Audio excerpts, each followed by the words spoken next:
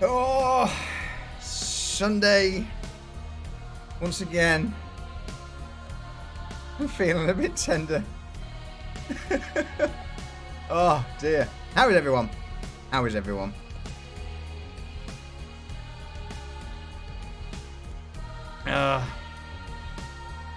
Tell me about it, mate. Hey, you weren't even there yesterday, Jero.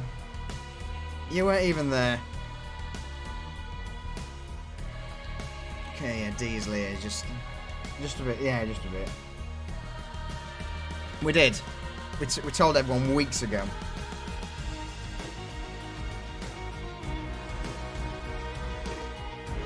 Alright, let's, Trusted. Everyone got pinged and trusted. And all the channels. Yeah. Yeah. Well, everyone. Welcome back to episode 4 of the Ebon Order. This track certainly goes on for a while, so we'll fade it out.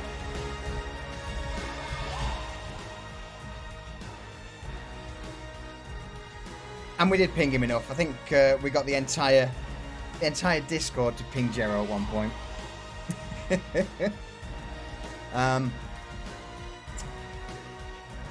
Yeah. So let's bring this in and fade this out. It's much faded, but fuck it, it'll do. All right. Shirt on. Hey, Potty. See, I did none of that. Oh. Done none of what? Huh? What? You did none of what? I did none of what Diesel did. No. No, because I showed my ass and I took my shirt off. Oh, you did, yeah. Well, I didn't even need to pay this time. No, free show. It was a free show, yeah. It was free last night. It won't be free next time. Yeah. He's gonna up the price next time to account for that. Just giving you a little taste. Seems fair. Of That my certainly seems fair. Oh, that's how they get it. Shadow. Hello. All right. Due to me being unprepared, the activation thing's not turning up, but I'm not bothered. Everyone knows your voices at this point. So, Ash. What? What happened last week on the Ebon Order? Well, last week, we after leaving the pit of despair where we killed the Kubot, we met with the other one. I think it was the mill one, right? Yeah. Yes. On the roof. Mm-hmm. And it was gonna lunge and kill us. But then our trusty butler just fucking disintegrated it like a fucking mad lad.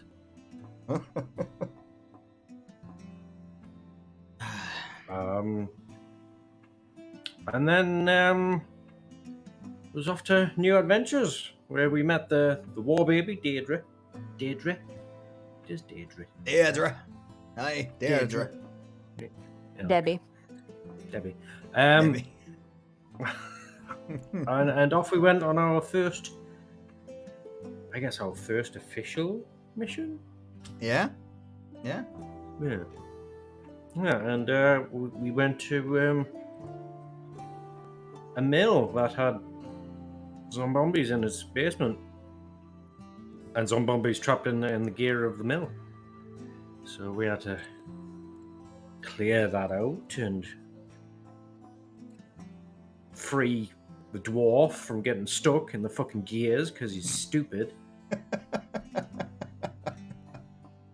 Fucking idiot. But we were told that the source of the problem was elsewhere. So elsewhere we went. Upriver on a barge to find a mass grave from an old wall. Yeah, basically what appeared to have been a mass burial site, a mass grave. from an old war. Mm. And it was swarming with zombies. And there was a spell on the central stone that was animating the dead. And the plan was to destroy the spell so no more zombies came. However,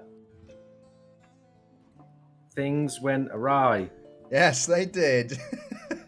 didn't they, Edith? I have no idea what you are talking about. With a sudden rush of blood to the head and the whispers of knowledge and power in front of her, she actively tried to stop the team from destroying the spell and put herself in so much danger that she nearly died. Very nearly died. One death saving throw away from death. But she got lucky because fucking turns out bears fucking kick ass. They do. Yeah. And she was saved at the last moment. And then the spell was destroyed. And instead of learning it, her unconscious carcass was dragged off.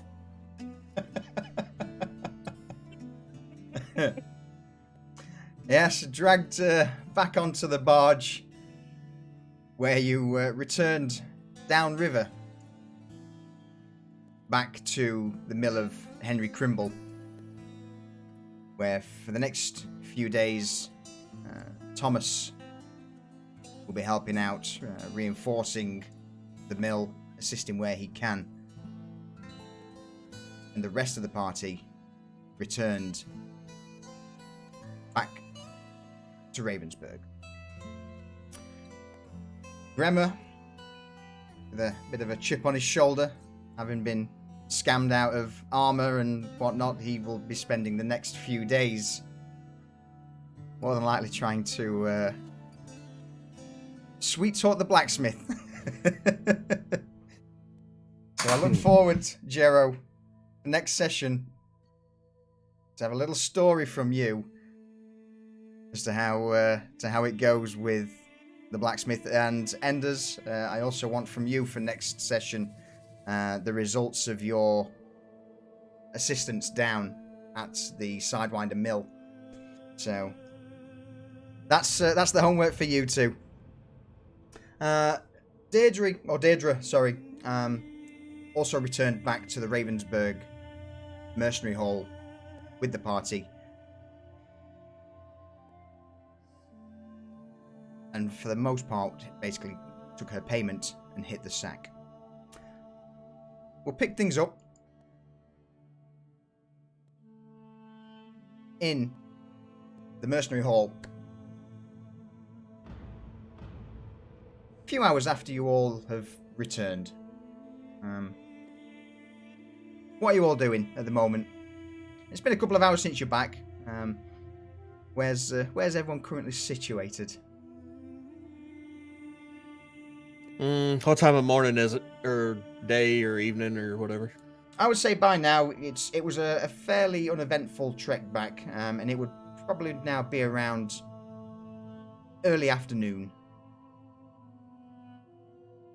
And again, a day and a half travel back. You originally set back at night, so yeah, it would be, I would say, early afternoon. Jaffa was elsewhere last session, so It was. Yeah, I wasn't with him, so I guess we'll just keep it simple, and I was at the guild hall waiting for him when I got back. Okay. Ash kind of barges through the door, kind of sulking. His hair's a funny blue colour. A blue flame on top of his head. And he goes straight to the bar and orders some food. Doesn't even look at Jaffa. Jaffer kicked. Sorry, go on. No. I was gonna say Jaffer kicked back in front of the fire, just kind of watches Ash as he storms in and heads to the bar. Jaffer just kind of keeps an eye on him, while he's soaking up the fire.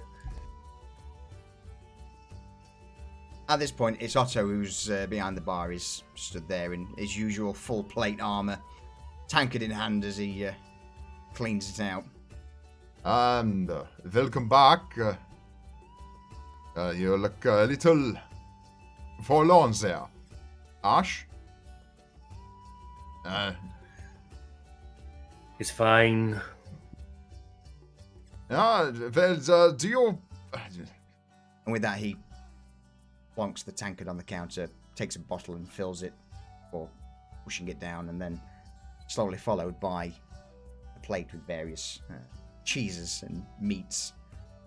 It looks like it's that you need a little sustenance for... how was the meal? And with that, Otto also looks at the rest of the party returning, Jaren and Edith. Why don't Edith. you ask them? And Ash just starts eating. Okay, yeah, okay. Welcome back, Edith. And,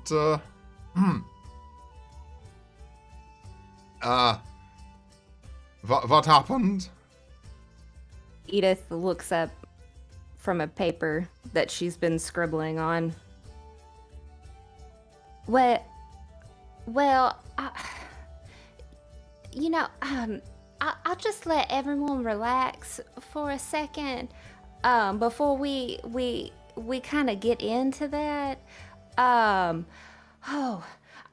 need a drink, and then maybe we can all sit down and talk.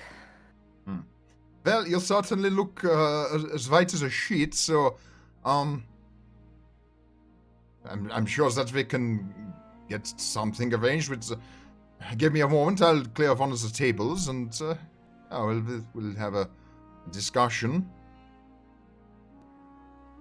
And there's one thing, hey, Edith, roll me a 1d4. Okay. I'm gonna have to restart my PC real quick. I can't get into Foundry. Okay. Be right back.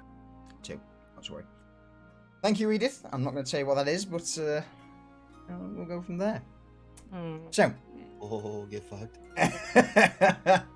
Otto makes his way into the back of the small bar and emerges through the side door and begins to clear the central table. After a time, he begins to place a few plates of various foods. So the items that Thomas acquired from the basement a few days gone, we've certainly put to use. So it's not a great deal, but consider this a feast for the conquering heroes. Yeah. He begins to put a few more meats, loaves of bread. Then nods to the group who, at this moment, seem to be scattered around. Otto obviously feeling a somewhat tense atmosphere between the party.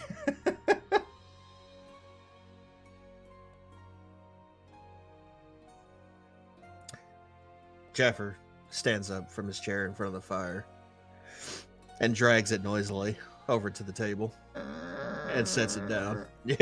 Well, I mean, it's stone flag, so it's like clunk, clunk, clunk, clunk, clunk, clunk, clunk, clunk. And then just puts it facing away from the table and straddles it with his arms over the back.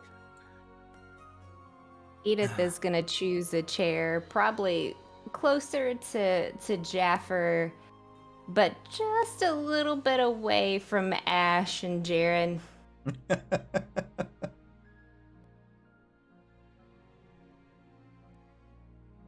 Otto goes to the counter, leans over, and pours himself an ale from a large cask. So leans over the counter, pours it in, and then sits, dropping his heavy form into a chair at the head of the table before glancing around. And so, With a raised mug in hand. welcome back, and who wants to go first? Edith. clears her throat.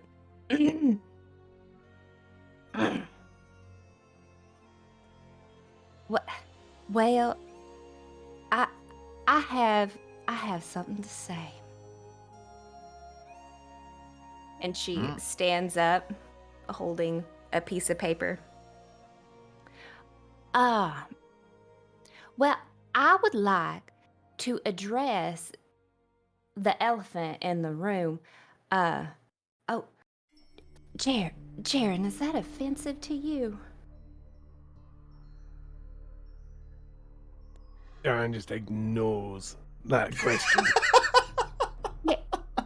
Jared, can you turn into an elephant? Edith, quit waving your head. I seem to have digressed. I'm so sorry. I wanted to point out that I may have upset some of you. You know, Jaren, Little Dave, Ash, and his pet wall baby, Deidre, and the feral lunatic known as Grandma.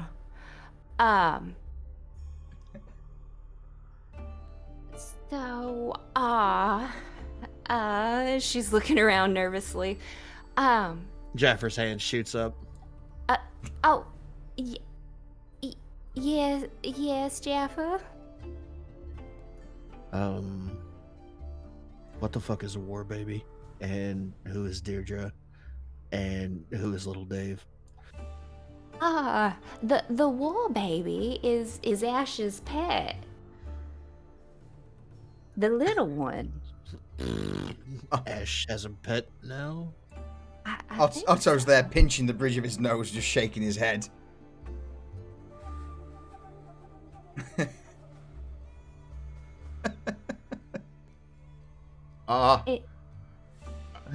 Ash, since when did Deirdre become your pet? What? Edith here said that that Deirdre is now your pet. Pet war baby. Why would I keep a halfling as a pet? I'm so confused. Edith, please, carry on. I may have been wrong that the war baby was your pet. Okay, well, war baby aside, do understand that my actions that took place with the zombies had an intended purpose.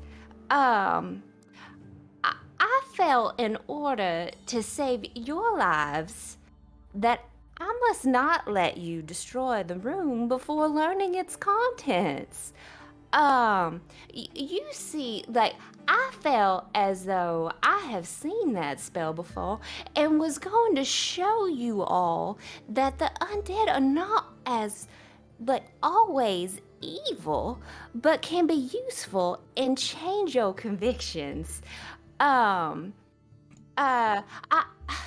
I do declare that my actions soon became as useful as tits on a bull. But another surprise is that little What? Dave. Yes.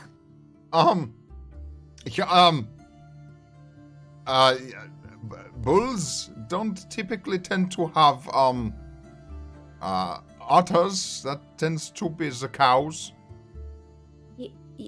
Exactly. They're not useful.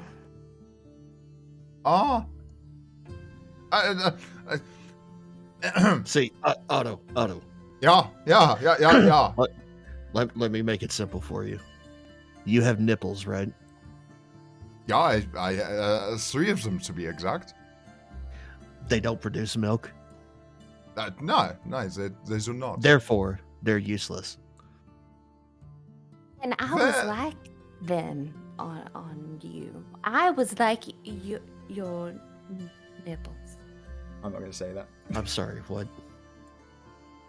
What are you saying? That you were useless in the fight, Edith? Is that is that the conclusion that we're drawing here? Well, hold on. I got a little more. She rustles the papers. Okay, where was I? Oh, another surprise is that Lil Dave and Ash came to my rescue. Now, normally, if I see things in a bad situation and is not serving a purpose, I'll let it die. And this, it's because it could be better utilized by being controlled and not thinking on its own accord. But yet, you all saved me when it was apparent that I was not working with the group but towards my own agenda and was just utterly useless like your nipples. She said utterly. Oh! I have noticed that since my exile by the council, that I have not been the luckiest with following my own epiphanies. To you, she points at Jaren and Ash and Jaffer. I vow from this day forward to consider the group's well-being in light of my own personal interests and to not work against y'all. Maybe there should be a word or a phrase that we could come up with that might let me know that I'm letting my controlling nature get the best of me. Otto just looks around the group, just wide-eyed with... Is that a safe word that you want to use? Wet spaghetti. Wet spaghetti? Is that it?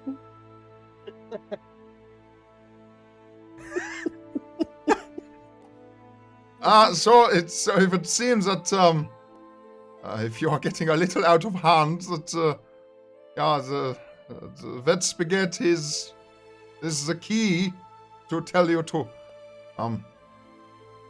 rein in your impulses, yeah? I guess so. Now, Edith, so I don't know what took place, and based upon what you've read from your letter, I still have no fucking idea what happened. However, based on the content of the letter, I believe you should say I'm sorry to Ash and Jaren. That was my letter. Yes, I understand, but sometimes simpler is better and clearer.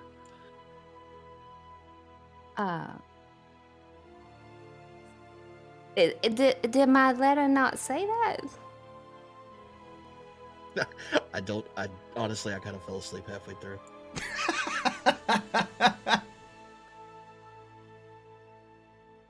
Here, Ash, I mean, please say something.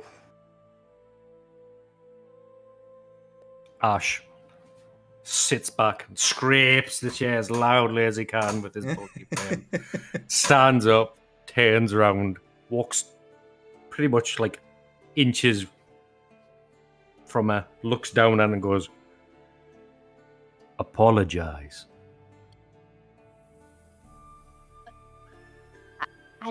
I wrote you a letter. At this point, Jaren also pushes his chair back and stands up to his full 7.5 feet in height. Fixes her with a gaze and says, "The clan I come from is very plain spoken. We don't embellish. We don't lie. If we say something, we say it simply and mean it." Jaren, I meant everything in that letter. Edith. I don't understand. Edith, Repeat after me. Yes. I regret my actions, and I will not put the party in danger for my own devices ever again. Done.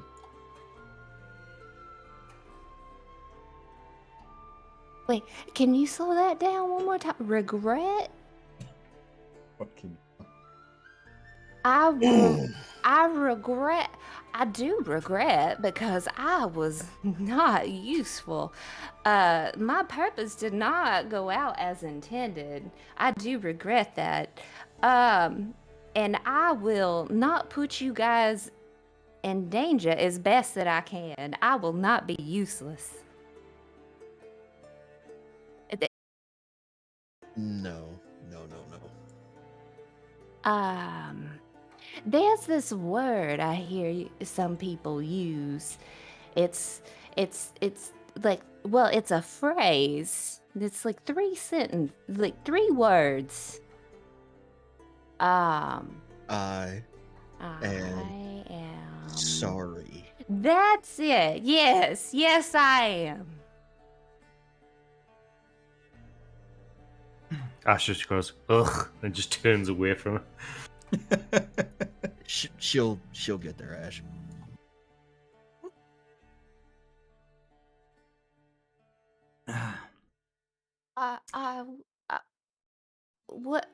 What does this mean? As this is going on, Yeah, go ahead, Slush. you just you hear the clanking of wooden legs on cobble as Otto just pushes his chair back. The chair catches on one of the cobblestones, flips back and lands and crashes against the wooden cupboard behind the table, and he stands up. Oh, fucks. Should I not yet? Say nothing. I see nothing. I say nothing. And I speak. And with that, he just wanders over to the bar, reaches over, takes 2 tankards out, puts them under the keg, fills them both up, and then he just downs the first one in about 3 seconds flat. And then he takes the second tankard and downs that one in another 3 seconds before... Oh, oh, that's better. With that, I think we all share your sentiment, Otto. Returns to the table, looks over towards Jaffa, nods slowly. Yeah, so we got an apology at least, but still don't exactly understand the what actually happened. Ash, why don't Tareen, you thank you. break it down for us? We came upon an old corpse burial from a war, I guess. I don't know. It's not a landmark I'm familiar with. And it would seem someone had erected a spell to animate the dead. And we had decided to destroy, and he looks at Edith, destroy the spell before it could bring back any more undead. Yeah, I mean, the undead patrolling the countryside is definitely nothing that not but good news. So yeah, you did the right thing. Yeah, well, when we tried to go do that, Edith hindered our progress. Like nipples. I was a nipple. Roll me a dexterity Yes. saving throw, Edith. For being a nipple? I'm just trying to see. Roll me a dexterity saving throw. Okay.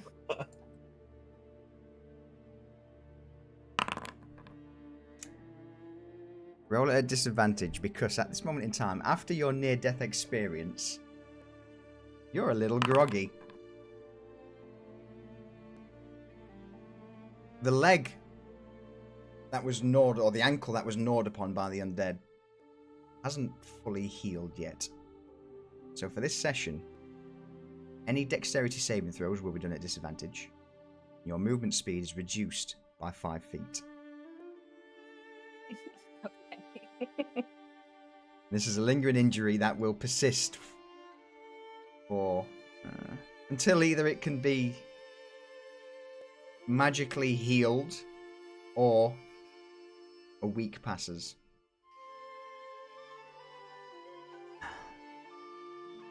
So, as Otto turns and looks at Edith, You hindered the party from destroying the undead. You. and he just flings one of the empty tankards towards Edith, hitting her on the top of the head, where it makes a hollow before flying off and clattering against the floor. Ow! Look, the undead don't care if you're, going to give them a hug or a kiss. What were you thinking? I was trying to save their lives. Like, you can tell them what to do.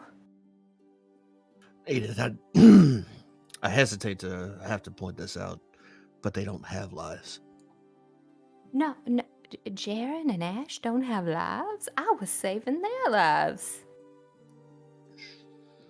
It sounds like you were absolutely not saving their lives. Hmm? And That Yeah. was my intent. you were trying to save the lives, double finger lives of the undead.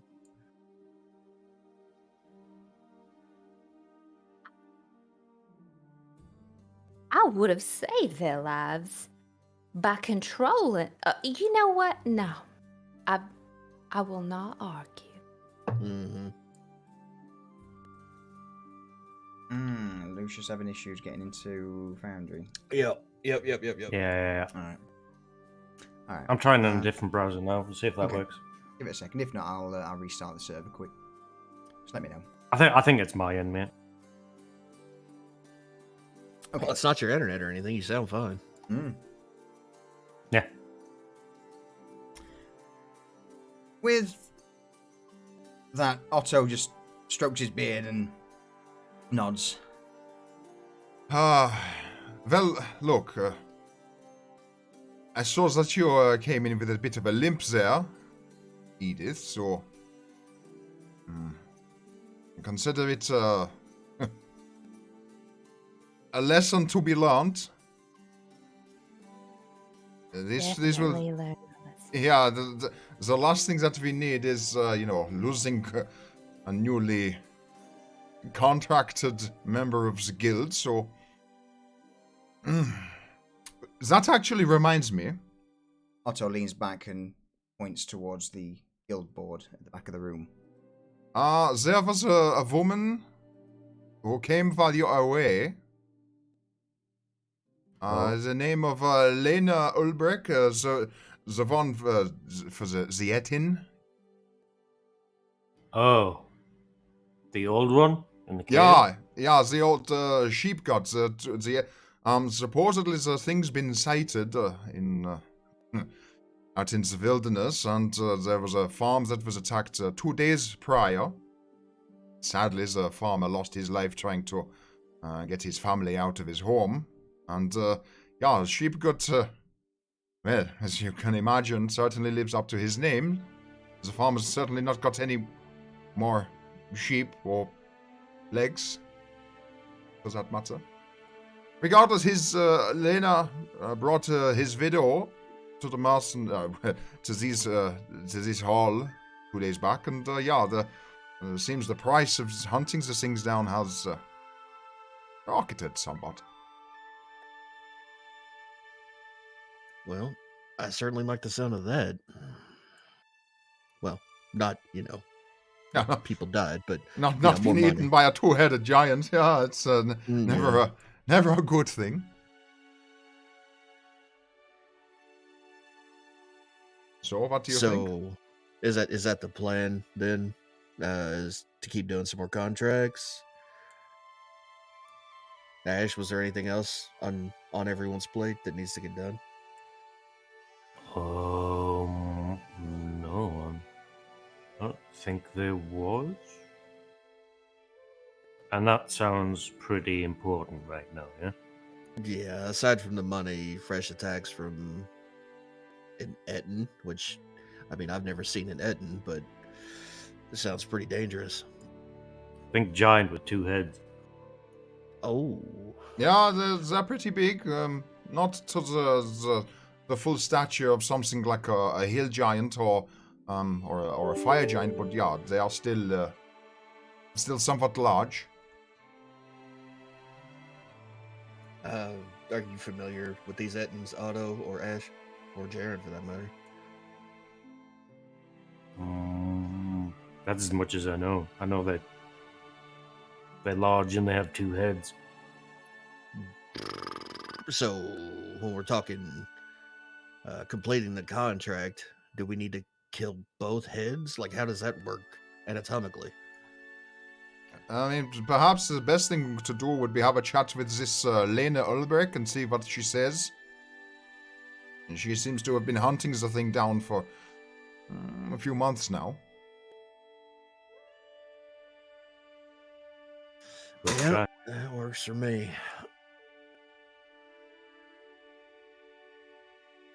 Any objections? Yeah, sorry, Jaren. Go ahead. Is this lady staying in town, or is she returned home? I believe that she is currently in one of the towers. In fact, bears me. Otto stands up and heads over to the notice board, and just underneath it there's a small note that's been added and Otto looks over it before nodding and turning to the group. It seems that she's along in the well, funnily enough, one of the local taverns. She's staying there. Would be in the Raging Bull.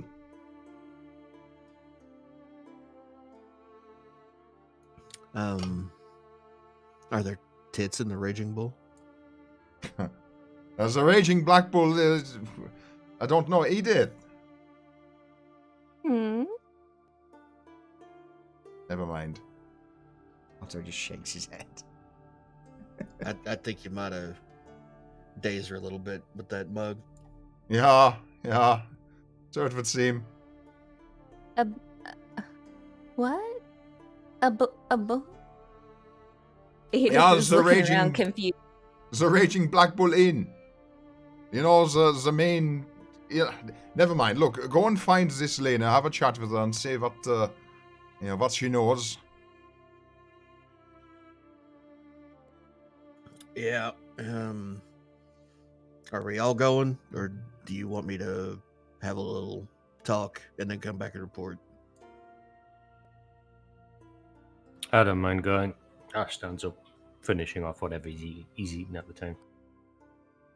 All right, fuck it, it's a party. If you guys don't mind me going, I want to see this bull that this Lena woman has.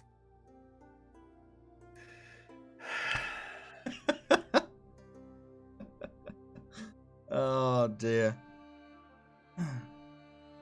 Ash blinks, his hair flickers green in confusion, and he's.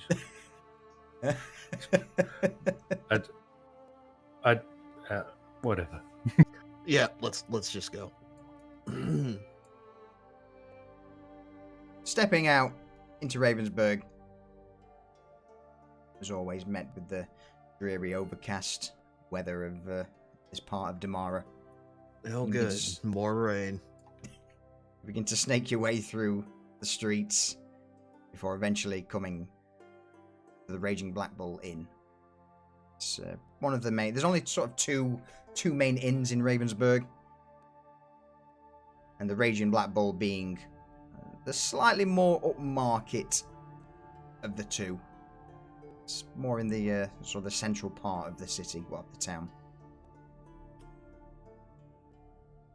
As you step inside, begin to ask around. The barkeep points you to a woman who sat in the far corner. Her head seems to be down, multiple bits of parchment spread across the table. and she appears at first glance to either be an elf or half-elf. Pointed ears. She's wearing a pretty well-worn set of leather armor with long brown hair. Jaffer nods to the barkeep and makes his way over to the table that the woman is sat at. Excuse me, miss. Hmm? Yes? Are you by chance Lena? Lena Albrecht? That I am. Why? Yeah. Who are you? My name is Jaffer. These fellows and lady behind me, we're from the Mercenaries Guild. We're responding to your note regarding Ah. the Etten sheep gut. Yes. Thank the gods, someone at last has... Yes, please, come, sit. She begins to shuffle all of the various papers to make a little bit of room on the table. Thank you very much. And then Jaffer pulls his chair out and has a seat across from her. Edith Nice. is just looking confused and sits down. That's, seems that it's been bumped up on severity with the more recent attack. All seem relatively, skilled. She casts a glance over the group, seeing everyone pretty well armed and armored. Yes, Ms. Albrecht, we've been around a few blocks. So what can you tell us about this Etten? Some of us are familiar with the term and the general nature, but more specifics would be helpful. Oh god, so, right.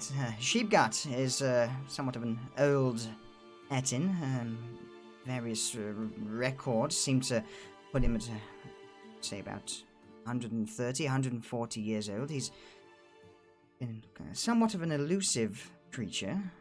Multiple groups in the past have tried to go out and bring him, them, they down. But, alas, he's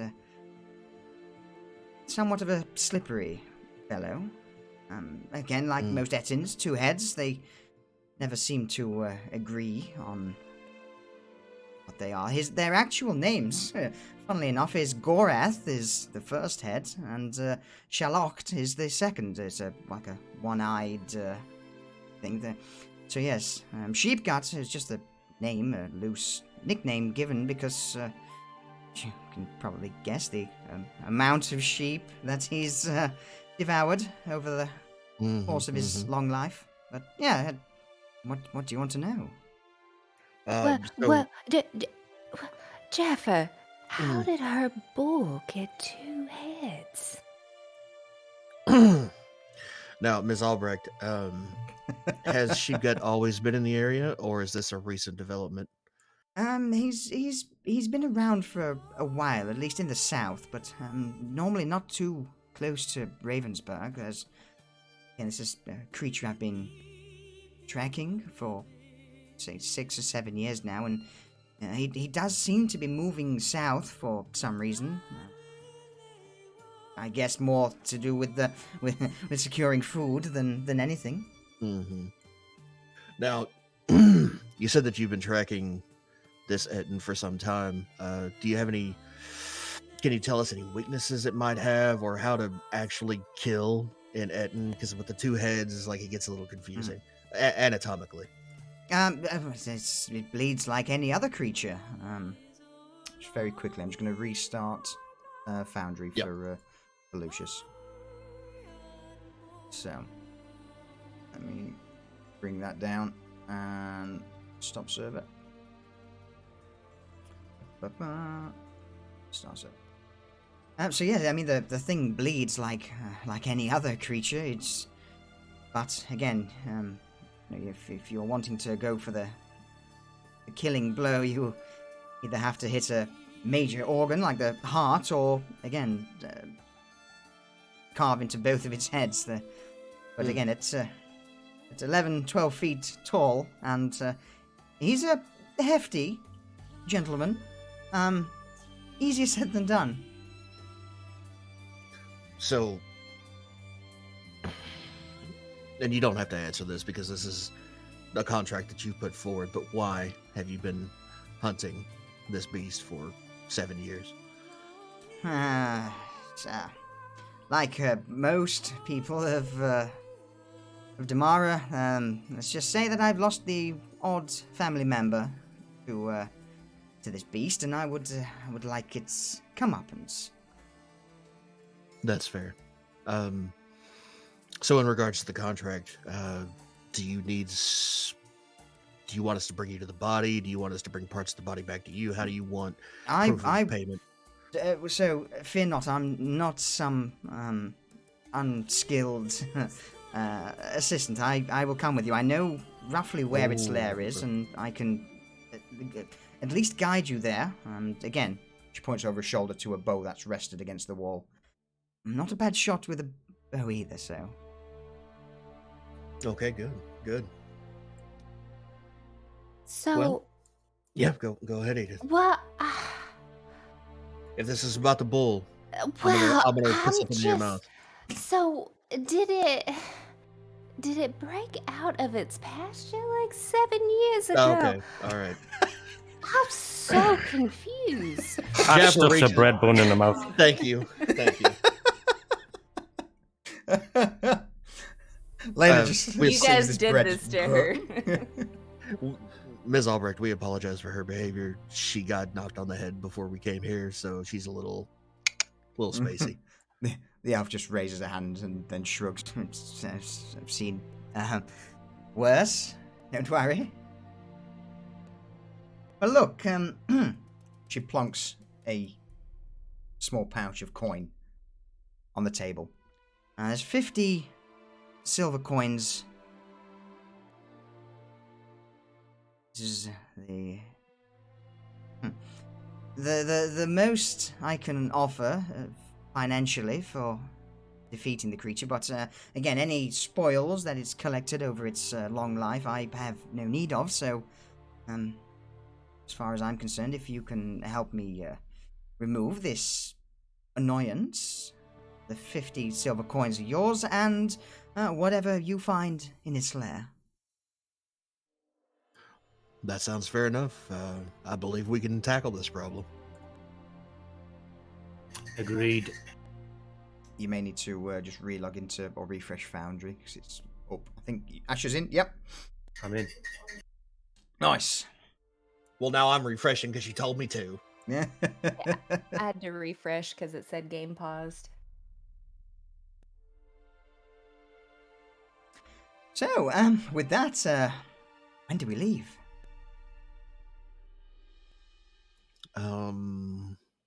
Ash, sooner the better.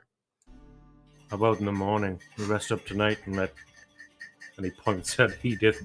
This one get some rest. No, that's fair. Yeah. I do hope you find your bull. Uh, She walks out thank the you. door.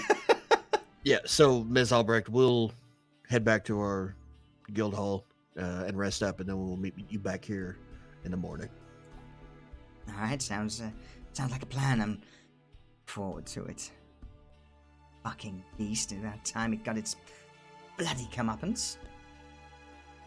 Before we leave, do you know of any resistances, any weaknesses, any injuries that it's had over the course of its life?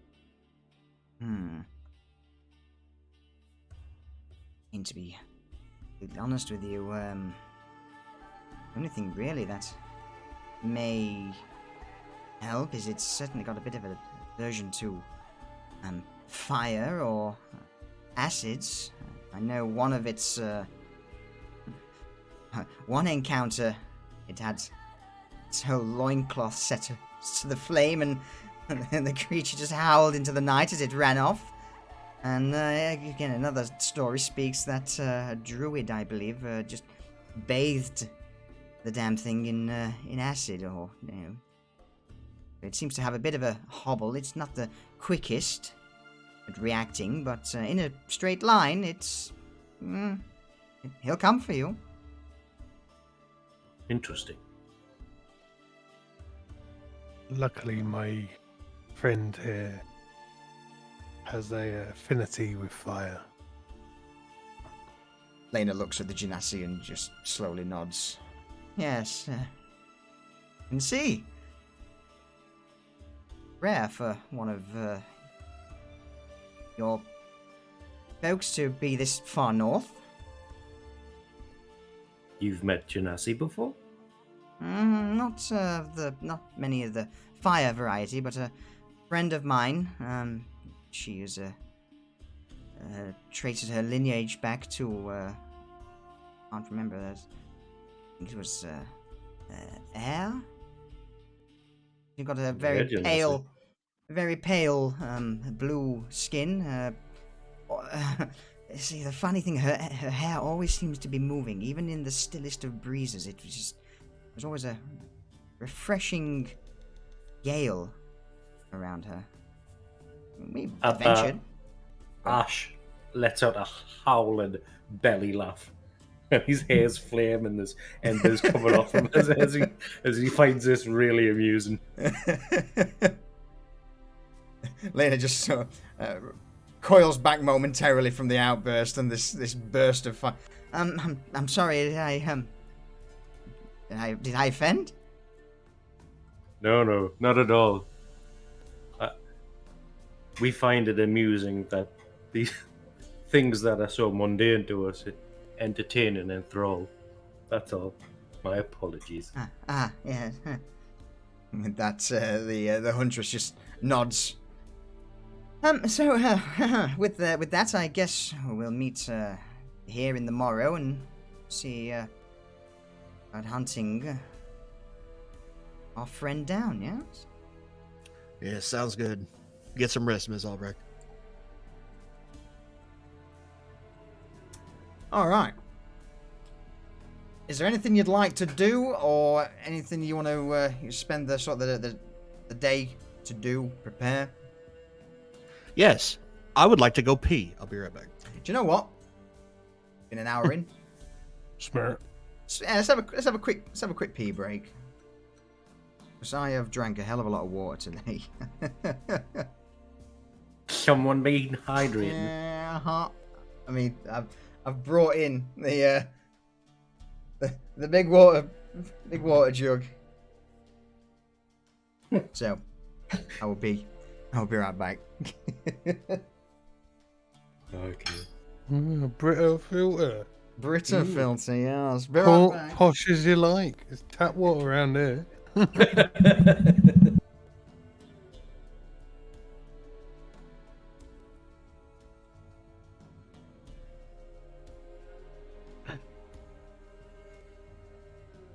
What else I could do with a drink? Yeah.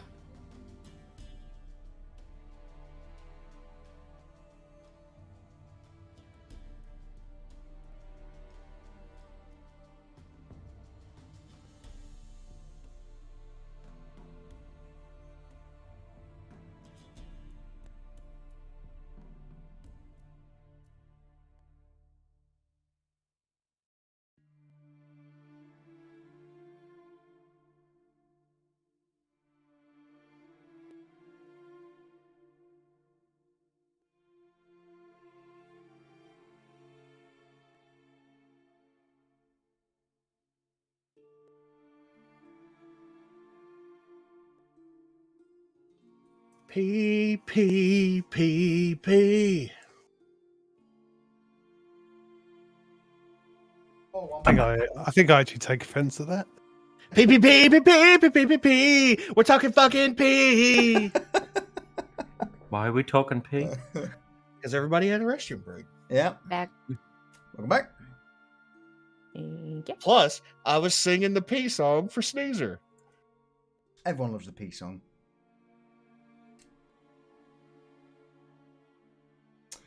Ah, all right. So, with it does sneeze. It does. With pee break over. I'd like What to would you go like to do? shopping for some extra rope. Extra rope. Okay. Are we talking Edith size rope?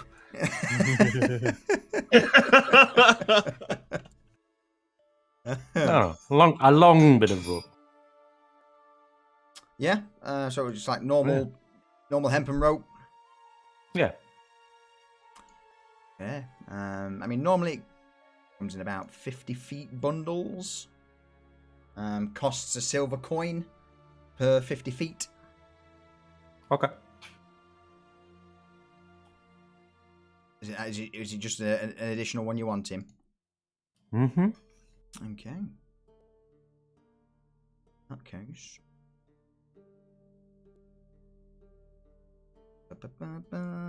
Throw that into your inventory. There you go. You've got 2 of them. Very much. You're welcome. Okay. So as you make your way through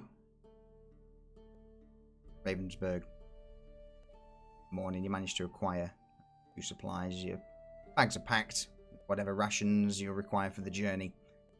And you acquire a little bit more rope. Anything else before you meet up with Lena? Oh, are we gonna have a full night's sleep before we meet up with Lena? Yes, yeah, you would. You definitely Okay. get a long rest in there. Okay, as we're walking through the town, I'm going to put my hand on Edith's shoulder and cast into a level 2, second level cure wounds. Okay. What we'll say is that'll be something that, with it being a lingering injury, would take an hour. So it'll be something that you'd have to do during, like the evening. Okay, yeah, I'll do that then. But yeah, you spend an hour or so in the evening, tending to this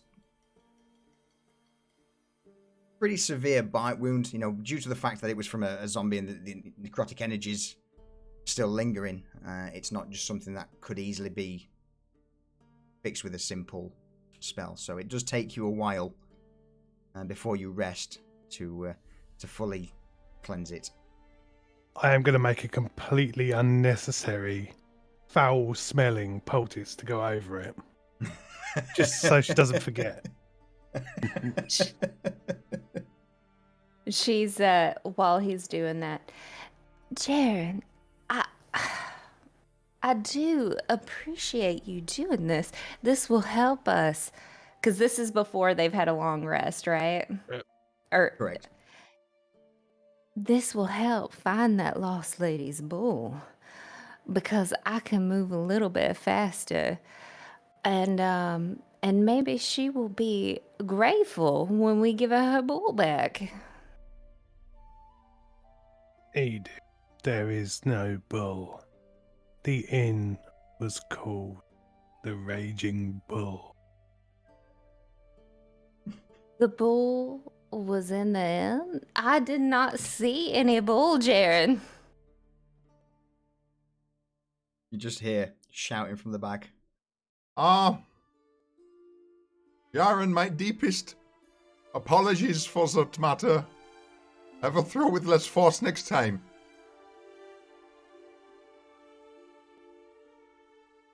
Thank you. Jaren just muttered many swear words in Druidic under his breath.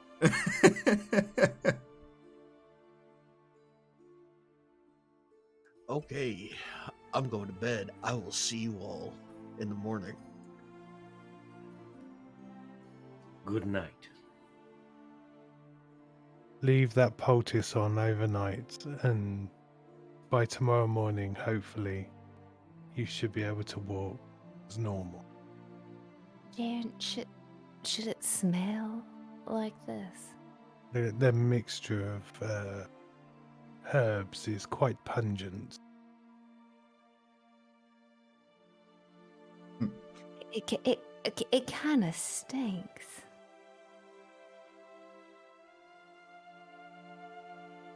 Well, I'll just put my hand over my nose like this, and I'll go to sleep. it will cause you not to forget what you've learned over the last few days About the bull? about the party The clan. There was a the party. group.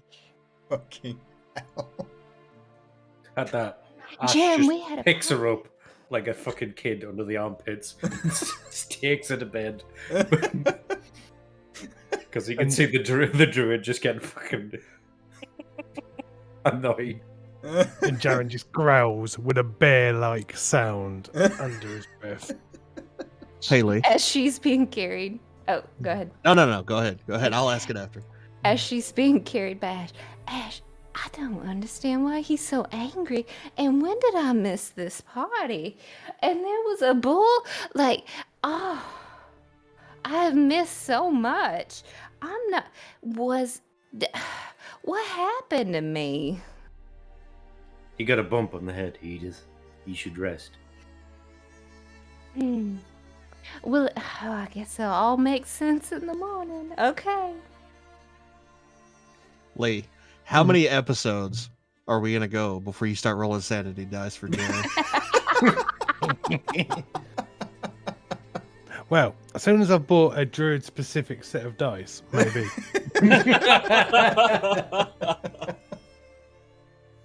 Because Frank's dice are purple and look like an Eldritch Blast. So, Yeah. There we go. She has a Welcome, pretty Lee. green set of dice. Yeah. yeah. Fuck's sake. All right, I think we're all in bed and ready for morning. All right. So, make sure you all take a long rest if you need it. Yep. As morning breaks across Ravensburg, we'll begin to finally emerge, meeting up in the main chamber before departing to the Raging Black Bull Inn.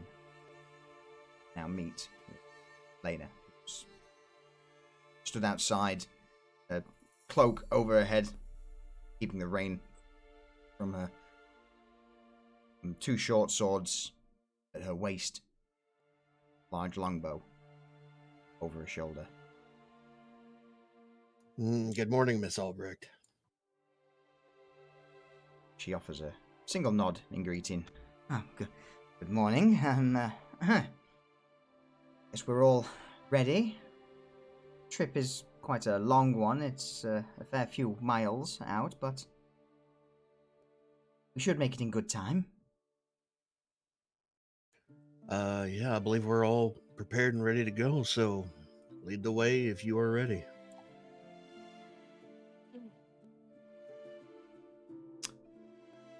Who is this? She's our client, Edith.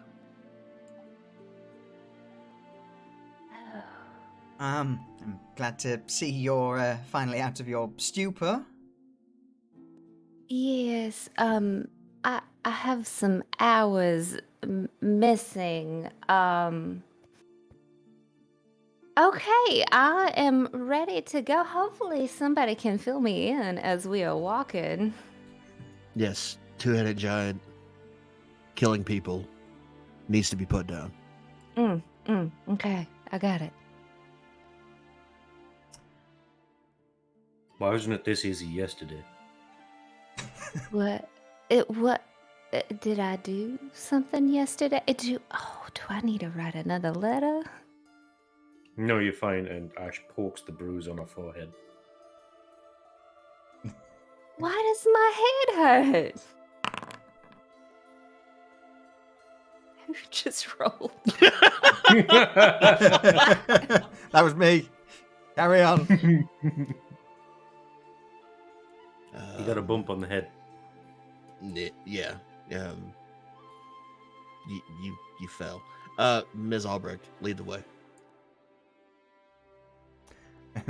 She nods and begins to make her way towards the gates of Ravensburg, heading off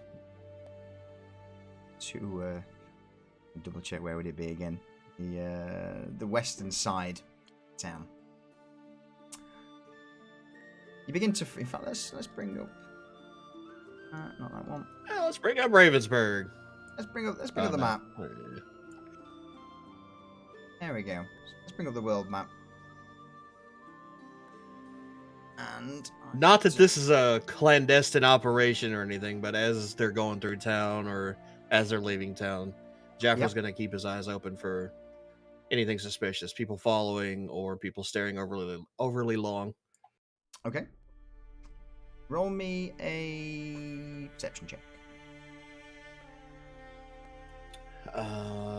Shit. How can I select my character? I don't have a character on the screen. They did scroll on the bottom. Ah, it wasn't showing up for me. Now it is. Perfect. Got it? There we go. I don't. There we go. Okay, that actually got it. Yeah. 9. Oof. Okay. So you managed to keep a pretty relaxed gaze around as you're traveling. You also notice that Lena's also very much on alert, watching the road. And you begin to make your way along the northwestern road, the one that would lead to Val's. Okay, yeah. So Wait, say that one more time. So you're heading on the northwestern road towards Val's. Okay, yep, I see it now. Yeah. And first things first, with Lena offering assistance, I need one of you to make me a survival roll with advantage. I got it. I'm good at this.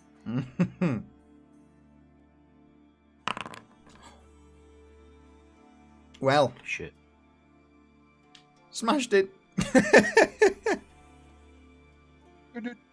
It doesn't take too long. You after traveling for, I would say about 8 hours from early morning. Lena points off towards the west and mentions, so the last time that we heard, the farm was probably about another 2 hours off the trail here, into the marshlands. You can see, I'll move us to there. Move it up. So it's roughly round about where that house symbol is. Okay, all right. Now, Miss Albrecht, I feel like the note said something about a cave. Yes. So there's another few hours journey to the west. There's a sort of deep cave system, and that's kind of where I'm of the belief that was the only place, the only shelter nearby that I think Sheepgut may be able to reside in. So I guess it would be, we start there first and hope for the best. Okay. And then as we're walking that direction, Jaffer's going to look for signs of a big beast maybe that have moved through the area. Broken branches, trampled ground, things like that. Yeah, roll me some investigation check. And then, you managed to find sort of what are you just like actively looking over a wide area? Because bear in mind it's a pretty big place. I mean, I'll scan for a wide area with my eyes, but as we're walking along whatever trail she's led us on, I'll be actively looking at branches and bushes and, kind of searching the ground for tracks and things like that. So as you, over the span of the next few hours, approach the small farming manor. Well, I wouldn't say it's a manor. It's basically a few huts with a lot of farmable land around. There does appear to be, in the center of one of the houses, just where a massive breach where I can only imagine the Etin just smashed through the door, grabbed the farmer, And in the perimeter, there don't seem to be any live animals. There are a few tracks that begin to take you west towards a small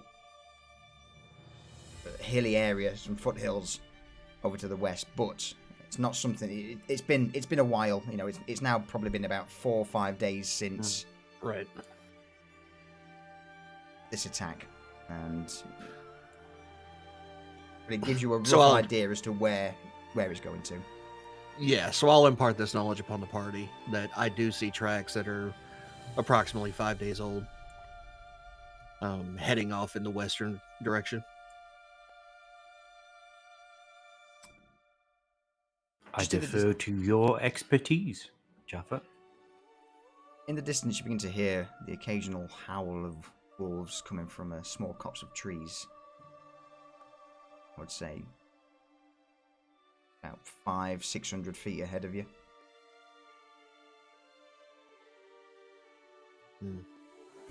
I believe we're not alone. That might be a problem.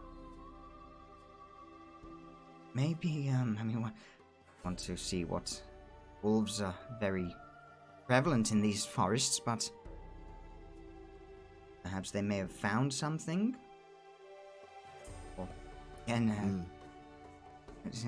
from what I've seen in the past, wolves either wait them out to see if they've caught anything, or go and investigate. They're not normally aggressive, not against a party this large, anyway.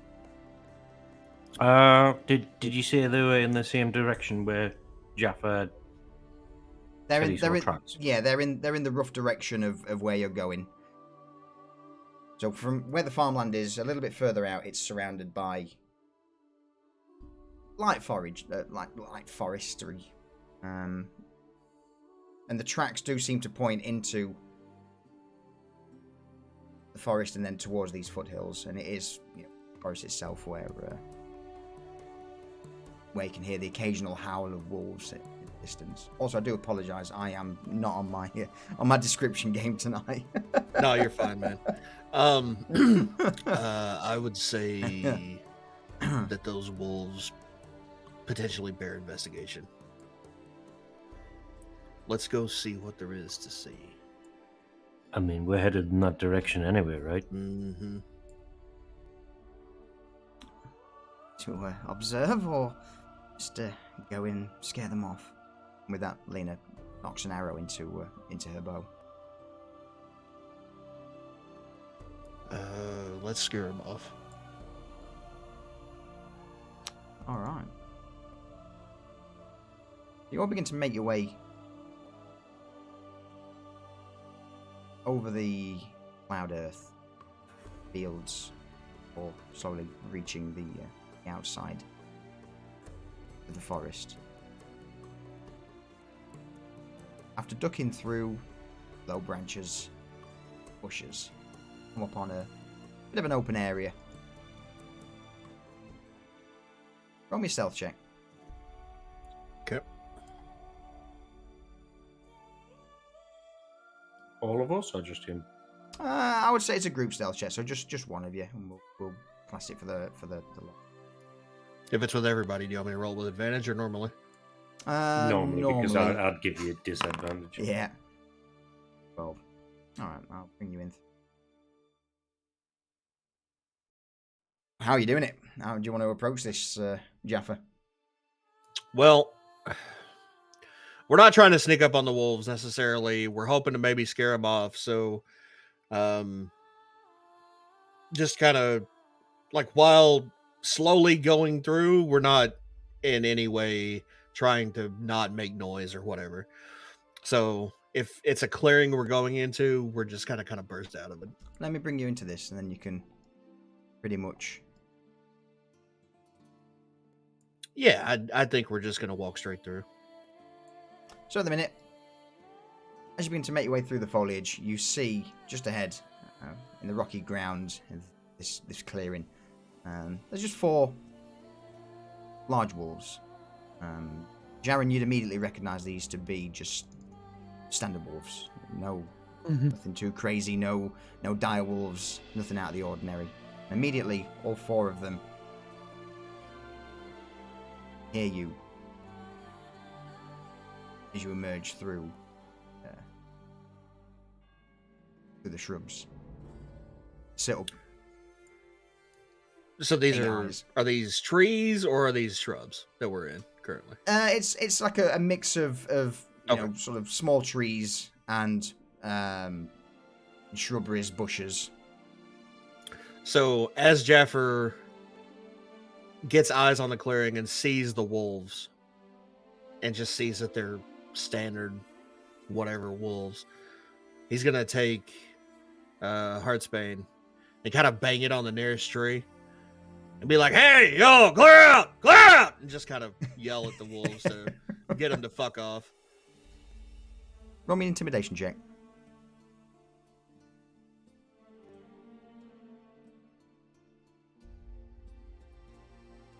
There it is.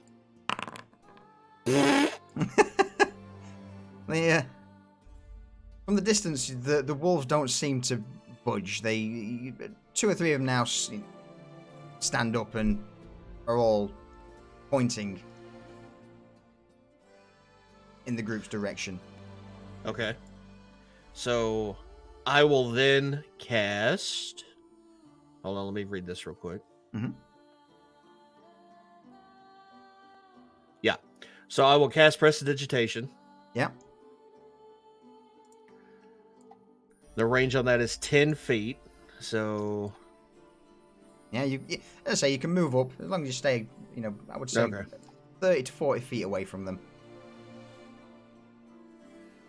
So Jaffer's going to move here and cast Prestidigitation 10 feet in front of him, Okay. directly at the wolves, and it's going to be a bright white light. Okay. And as he casts it, he's going to go, "Yeah!" With that, two of the rear wolves immediately scatter. They turn around and begin to sprint away. The other two, Yes, Jero. one of them also just turns around and leisurely just begins to walk away. And the last one, this is the only one who's currently laying down, and you notice next to him is the half-eaten corpse of a sheep. And this wolf just stays there, chewing away on a piece of lamb, and just.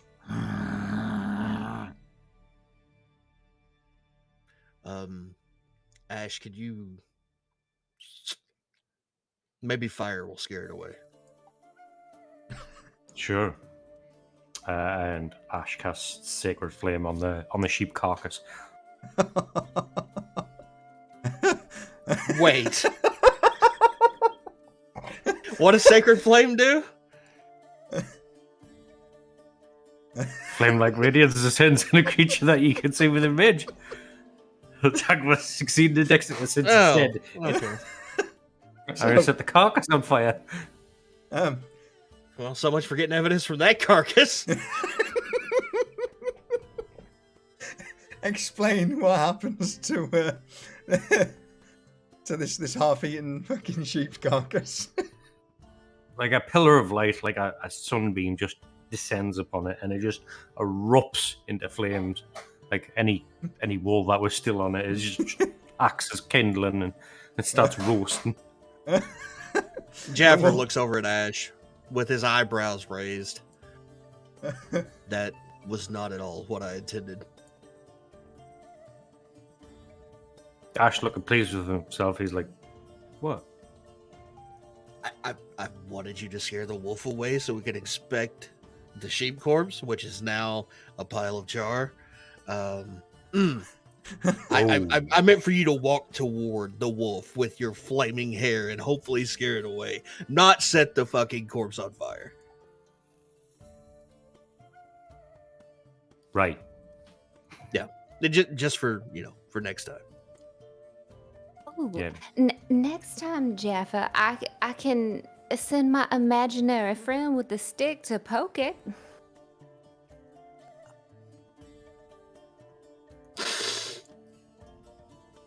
What's done is done. Ash leans over. He's like, she has an imaginary friend. Well, you can't see him, so I felt like that might be the best way to explain it to you. Well, Edith, now we'll know for next time. I apologize for not making my desires more clear. Oh. Desires? It's. There we go. So, seeing this, the wolf obviously leaps back away from this fucking roasting sheep's carcass. The other ones also now take off in a full sprint as the blast scares them even further. Okay. So, Jaffer will look back at the party and say, everyone stay here. And then he will slowly approach and investigate for tracks. Etten tracks specifically, or giant feet Okay. as he goes along. So let me, the wolves will definitely not stick around for this. They are Yeah. full on booking it by now. Roll me an investigation check. Yes, sir. 14. While It that's doesn't- happening, Yep. the smell of cooked lamb has Ash salivating. And he's kind of drooling down the front of his face because he can smell it. Yeah, that's one way to clear out the wolves, I guess. Granted, every wolf in the vicinity and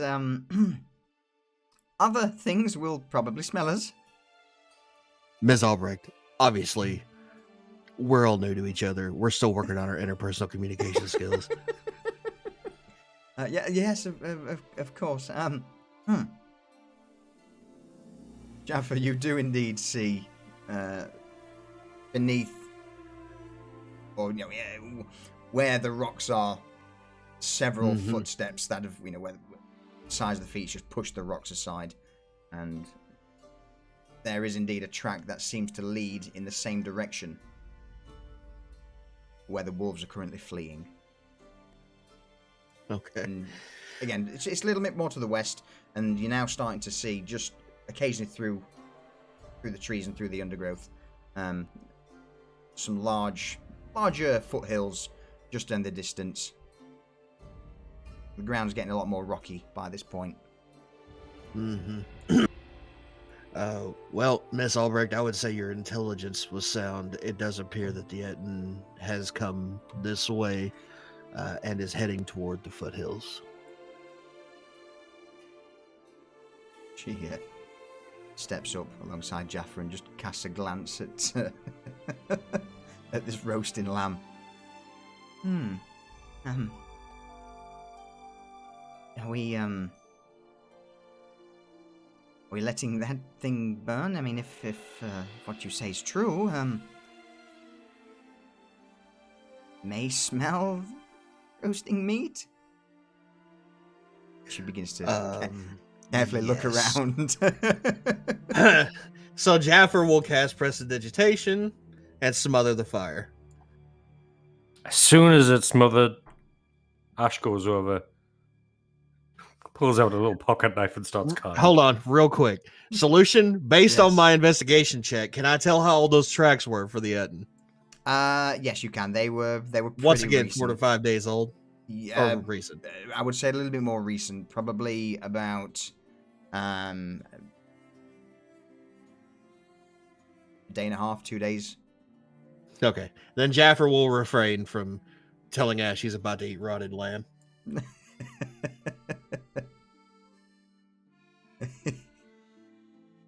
I shouldn't give a shit.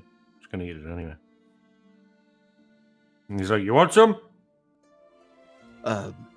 No, I'm good. Like, take as much as you want. Okay. And he turns around to Edith and Jaren, who is still hanging back, and goes, "You guys want some?" Darren just shakes his head. All of a sudden, Mitch comes out. I can make a sandwich out of this.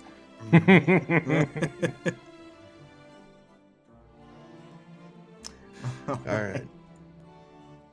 Well, now that Ash has had his fill, let's continue tracking this. And it appears that it has in fact gone west into the foothills. So let's continue on. With a nod, Lena slides up alongside Jaffa. So, you're certainly a bit more knowledgeable out in the wilderness than I expected. Pretty good. I'm impressed. Oh, thank you. It is it is my job. So yeah, let's move on, shall we? Solution: if you attempt to introduce a romance arc here, I'm gonna beat your ass.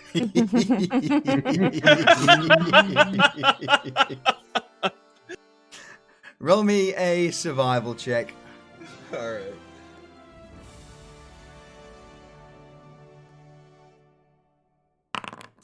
You know, nailing the rolls. Well, the survival rolls. Yeah. Over the span of the next few hours, you continue following the tracks through the forest before slowly getting towards foothills, and just off in the distance seems to be a large rocky outcrop, and just off to the side you notice, Jaffa, cave entrance, probably about I would say about 30 feet wide, and probably about the same again high. Wow. Okay. Well, tracking is becoming a bit of a problem because of the rocky ground, but there is a cave up ahead, and it certainly looks large enough to house an Etten.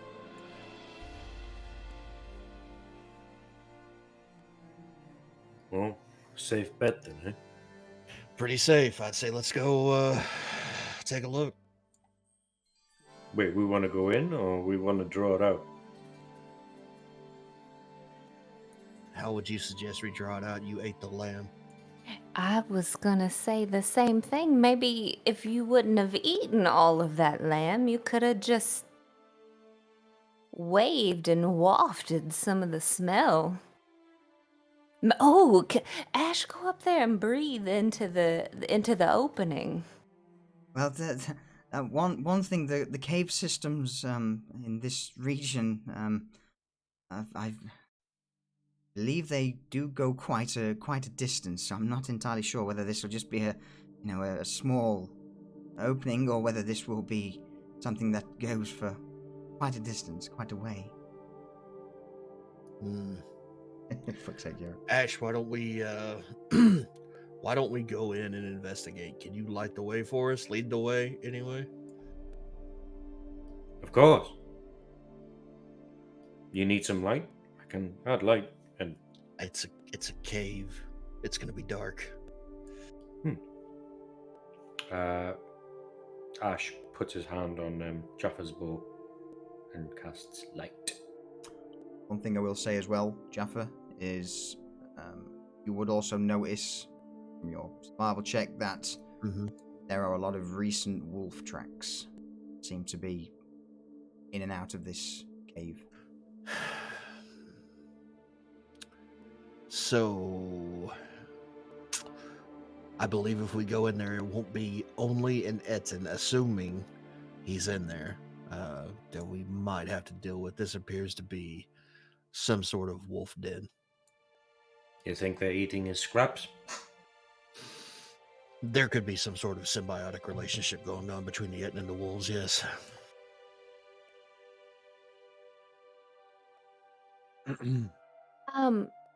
Edith raises her hand. I know from the past that you guys may not trust me, but can I go in with you? I do speak giant. Maybe I can talk with it? Edith, I think we're all going in. Oh, okay. I didn't know if you were going to leave me outside. You speak No. giant? What? You do? Do Edens speak giant? Did we get that lucky? What are the chances of that? Hang on. Jared looks at Edith and replies to her in fluid giant. Oh my god, they both speak giant. I'm a giant. Oh. Sort of. She speaks back and she says, Jan, we have something in common. Does this make us best friends? That will remain to be seen. For now, we just work together. There will probably be much room for activities in this cave. That'll teach me for not checking my player's character sheets.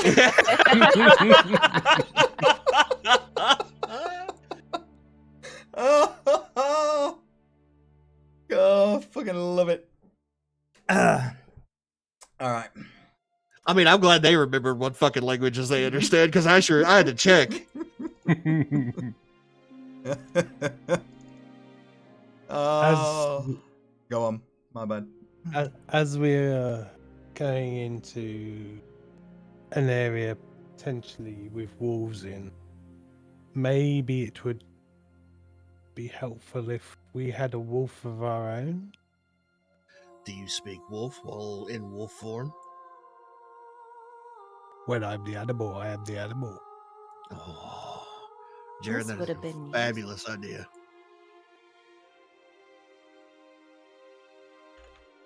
You know what? Fuck it. We're just gonna get everybody together, have a little powwow, sing Kumbaya and shit. So yeah, one thing, unless you've got the actual speak with animals spell, you can't have a fluent conversation. But while in animal form, I would definitely say you would understand them. Yeah. At least their base emotions. And Yeah, reasoning. body language. and Yeah. things like Yeah. I'm going to turn it into a dire wolf Of course you are. because I'm going to be the biggest wolf in the block. Oh. Don't jinx it. Don't jinx it. Yeah, fuck. Here we go. There's gonna be a fucking mama wolf in there that's fucking 20 feet tall. That is a tiny wolf, Yeah, that's not a dire wolf. Yeah, It is- you're it is gonna a have to direwolf bump form. that up. but just the Getting token. bigger. I don't know. That's a pretty big fucking wolf. That is a Dire pretty wolves big. are huge. That wolf's a huge. Okay. Jaren by me. I've got the light on my bow, so I will lead the way and see if I can track where this thing is going in the cave.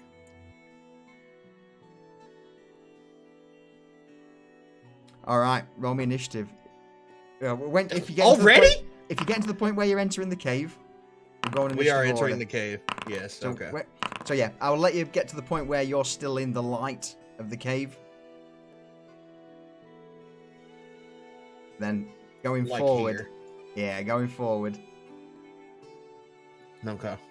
Dire wolves have good initiative, by the way. Fucking hell. Ash is on point. Being last. It's a good role for you, though. It is. It is, yeah. So, as you all begin to make your way forward, get to the entrance of the cave.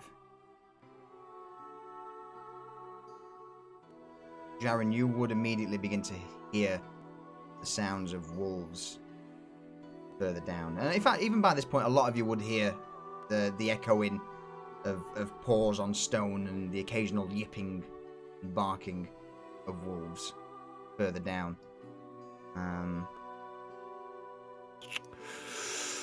So I will say before we go in, for Edith, Lena, stay by Ash. Of course, I will do my best. Steps in with a bow at the ready. And then I think we're good, man. Would I be Alright. able to catch a scent of the Etin? Roll me. What have we got? I've got keen advantage on hearing. perception checks. In that case, roll me perception check. Yes. Yes, you would. It would smell fucking rank. The cave itself, Nice.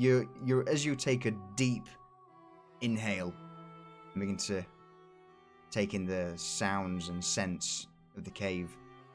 The smell of rotten old meat, fresh blood, of wolf, and of course a horrifically strong smell of filth and what you can only imagine to be potentially eaten. I turn and look at Edith and just stare into her eyes. She turns the telepathic link on and says, Jaren, are you trying to tell me something, boy? Whoa! Whoa! Turned into an episode of Lassie.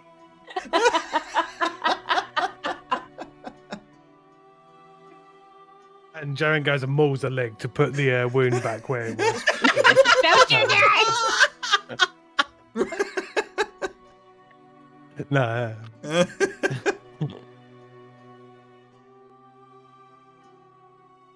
Let everyone know I can smell wolf and it, and possibly the Etin in there. Jaren can smell some of the wolf kind, and then also possibly an Etin in there.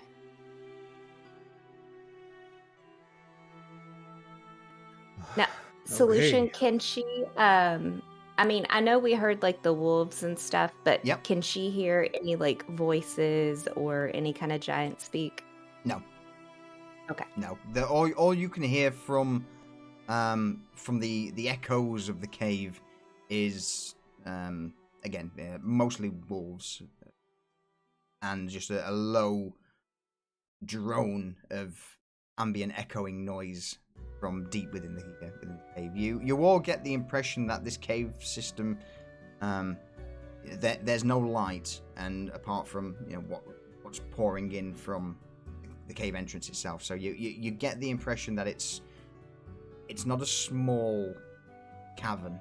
It seems to be quite a somewhat lengthy cave system. Okay. Given what Jaren has found and what he has said, I think we're in business on the Etin. But we are likely to encounter wolves in their den. So, everybody, be careful.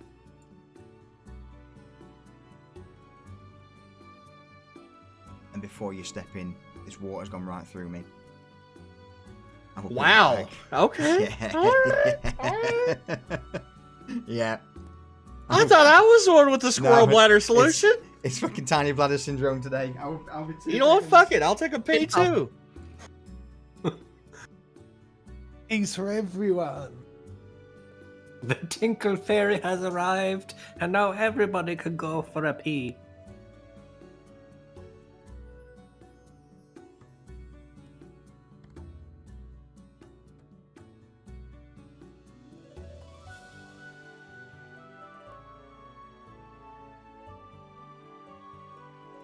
Sounds like a new name for Edith there. The Tinkle Fairy.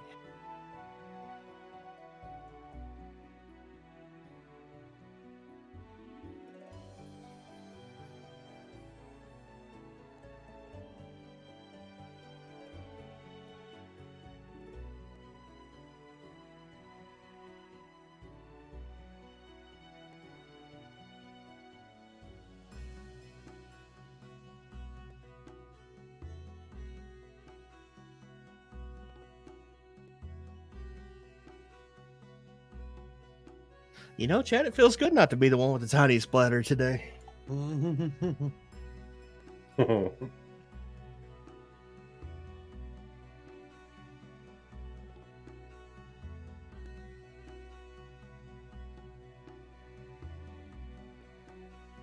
Let's say man was dehydrated from yesterday.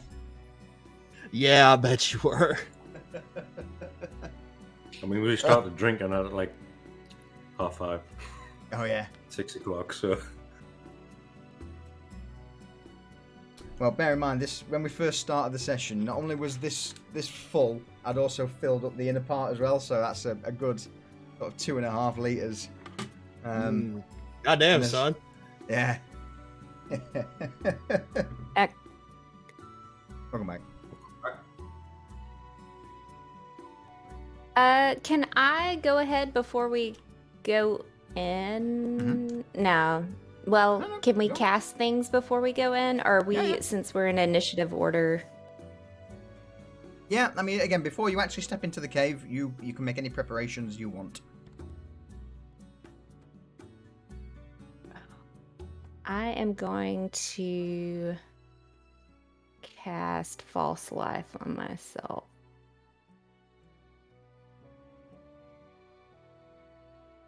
Okay.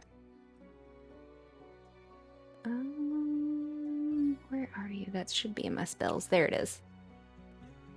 Okay. So, 1d4 plus 4 in 5 temporary hit points. You know, Edith's gonna need them. Probably. Yeah.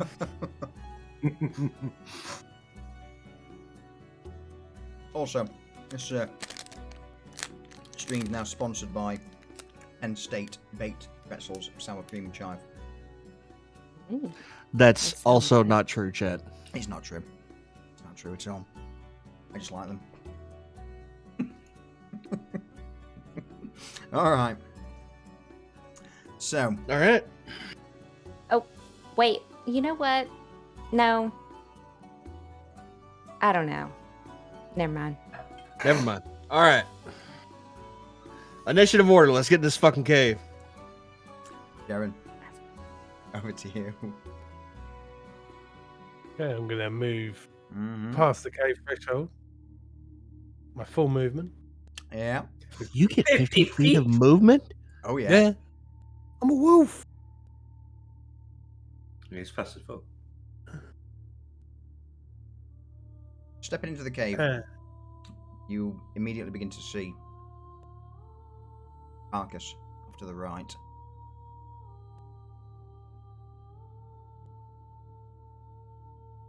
No immediate sounds or sight of wolves. Vicinity.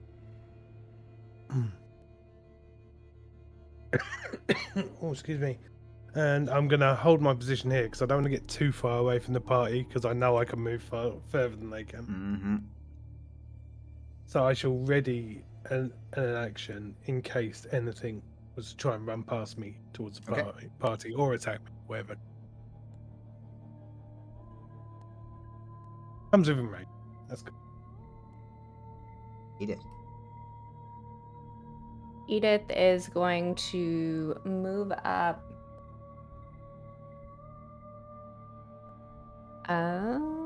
30 feet. I think it's 30 feet that she can move. Hold on, let me look at my character sheet. Yeah, It is. 30 feet. And is going to now cast Unseen Servant. Okay.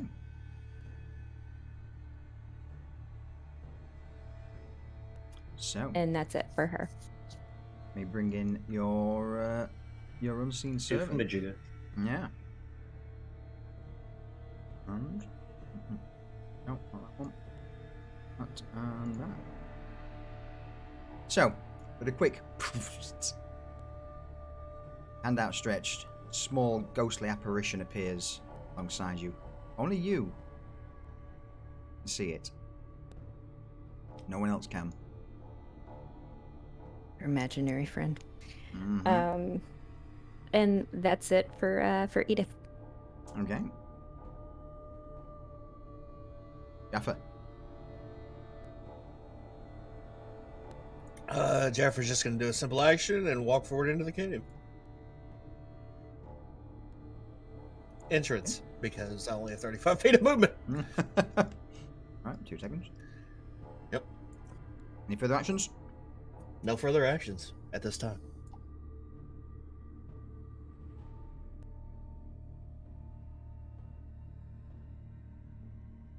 You begin to hear the sound of paws, stone up ahead, approaching. Ash. Um,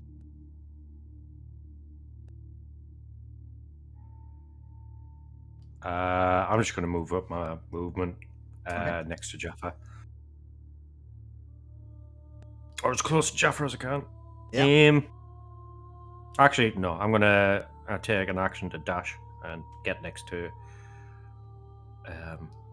Jaren. To Jaren. Yep. 30 feet. Alright. That's as fuck. You also now begin to hear multiple paws tapping as they approach.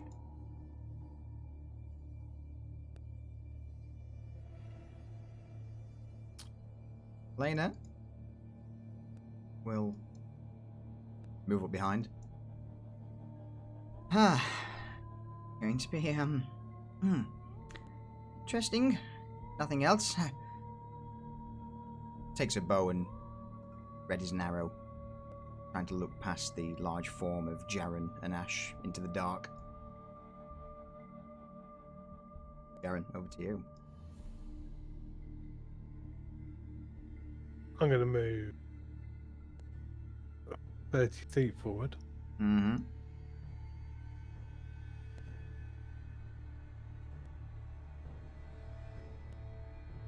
And then my remaining 20. Give myself a little buffer ahead of the party. Yeah. And as I can still see nothing. Roll me a perception. Do I still get advantage of that? As I'm You a do. dire wolf. Yep. You 17. can smell the scent of 5 approaching wolves. One of them seems to be quite a sort of domineering scent, similar to your own currently. Mm-hmm. They're too far away. Okay. I will just ready in action. As I have no way of communicating this. Mm-hmm. Edith. Edith is going to first move up 30 feet and then Don't forget your Check movement's my- reduced because of your ankle. he healed me. Healed it. Did he? All the way? Mhm. Okay. Mm-hmm. What is my range on my telepathic link? Yeah. I'll let her 60 I'll let her feet. off this time. Aw. That's fair. Next time I hope you're more punishing. Yeah, it will be. You lose a leg. As an, I don't know if this is going to be an action, but she's going to talk with Jaren. Jaren, what do you see anything? Do you hear anything that I might need to share with the group so that they don't move up ahead of you?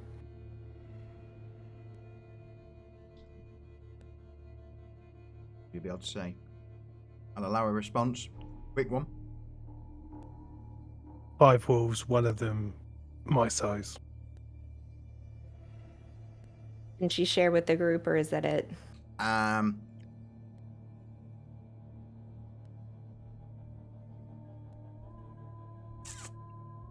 10 words max. 5 wolves, one big Jaren size. Nice. And seeing that, immediately leaping over one of the large boulders ahead, you see the first small wolves just pounce off, landing in front of Jaren. And there, you see this wolf look at the carcass to its left, look to Jaren, and then it bares its teeth. Jaffa, over to you. Jaffer will move forward.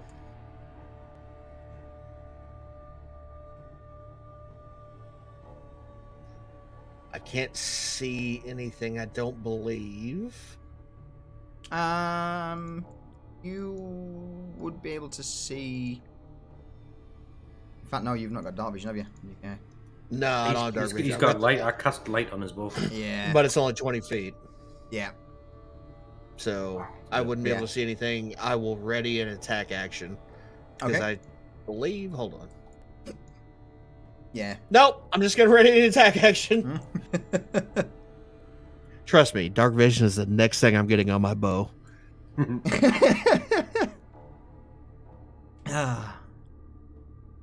Ash, over to you. You can hear the growling now ahead, and you can hear the this wolf leap off the rock. I mean, I can see it. I've got dark vision. Dark vision's only at Oh no, 30 I can't. feet. It's 60. Or 60. 60. Yeah. Yeah. I'm just gonna keep moving forward towards him. Yeah, I think Jaren's probably the only one who can see it. I'm just gonna move up there and I think that's it. Dang.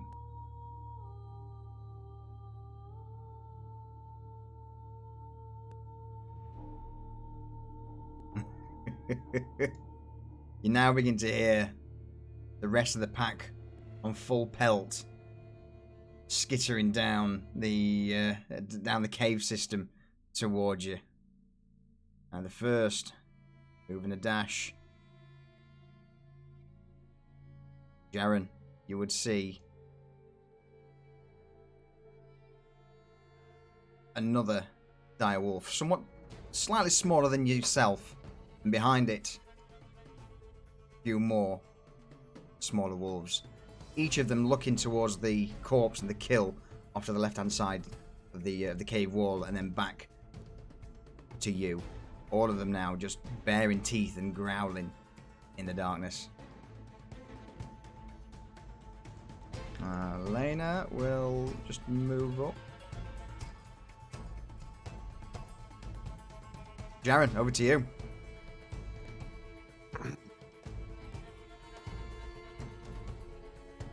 I look at the slightly smaller direwolf, my tongue lolling out to the side.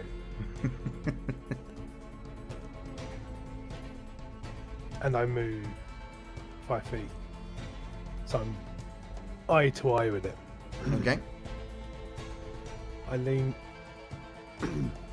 I make a sort of barking sound so all the other wolves can see what I'm about to do. Yeah. And I just plow straight into the fucking direwolf.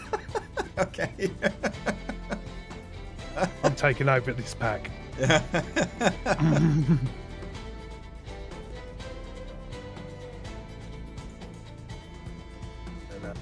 gonna suck it Aye. for a 7. You know, 7 is not enough. So just as you kick off and leap towards the other direwolf, it just backs off momentarily, lowering itself before growling.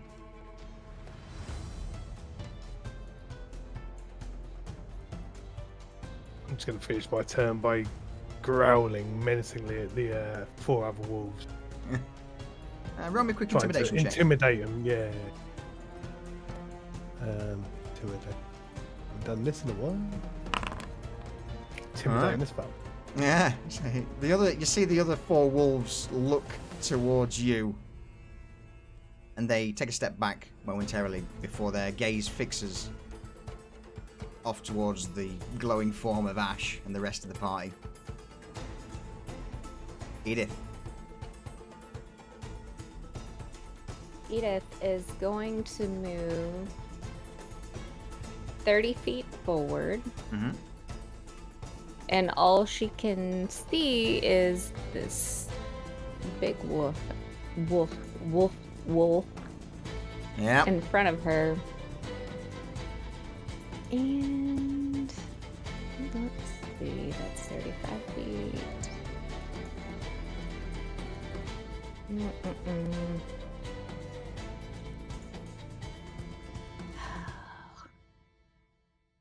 I don't want to kill it. Can I just divert your Needs attention to kill the it just above you? above me. I see something above me. Just you've got 45 seconds. Oh, can she hear or see anything? That's what she's gonna do. She's not going to cast at this wolf because she feels like Jaren needs to kill it to get You control can of the pack. see nothing apart from the large wolf ahead at the moment, and obviously the corpse of a half-eaten prey just off to your right. Okay, that's it for Edith. Okay. In response, the smaller wolf will start running towards the party, taking a wide berth around Jaren. So it'll move, and then its second action, it will dash. Come to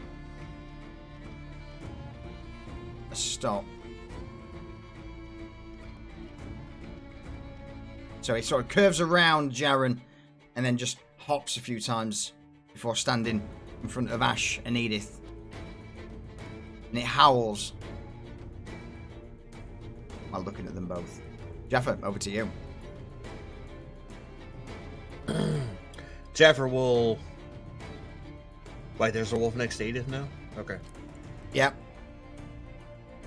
Jaffer will move forward. That was. How much was that? 20? I think it was 20. So I'll use my full movement. Okay. So given that I've got light on my bow, I should be able to see this wolf that's 20 feet away next to Edith. Correct. And you'd also see, you see the sort of slight outline of the wolf, the larger dire wolf facing off against Jaren. Okay. So what I'm going to do is I'm going to assume Jaren has that under control, and I'm going to fire on this wolf that's getting close to Ash Okay. and Edith. Let me get the target down. There we go.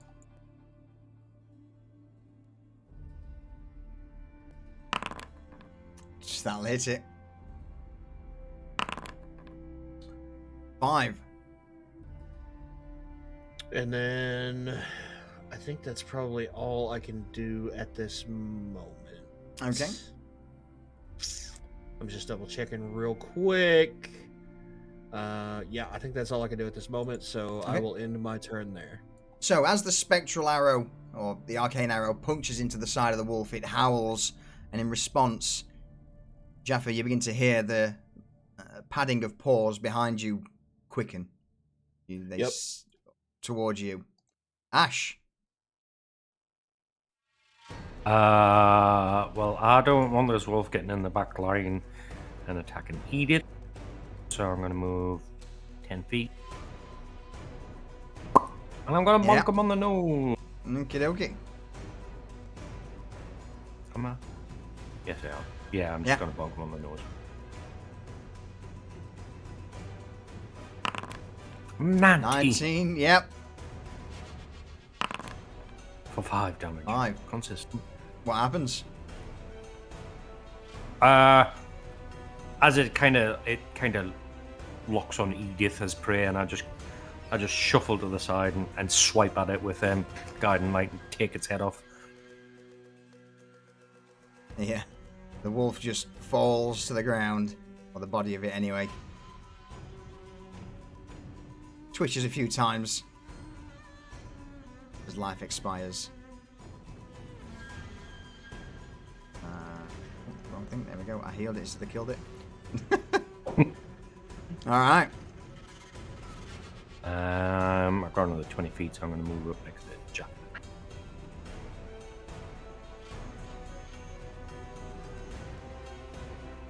Try. That'll be my turn. Okay. In response, the smaller direwolf will now pounce on Jaren, or at least try to. Gnashing teeth. 20 hits. Latches on for 11 damage. That was a Yeah, I need you to make me a strength saving throw.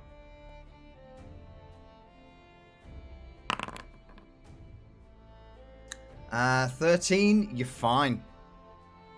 So the wolf latches on and tries to drag you down to the ground, but as the direwolf pulls away, it just ends up ripping a chunk of fur out of the side of your wolf form, Jaren.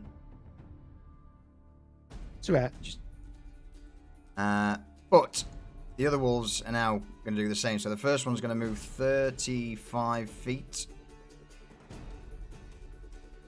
Jump in the air and try and pounce on the back of Jaffa. Okay. 9. Nope. Nah. The other one will move 40 feet, avoiding Jaren because it's scared shitless, as will the other one. And it will...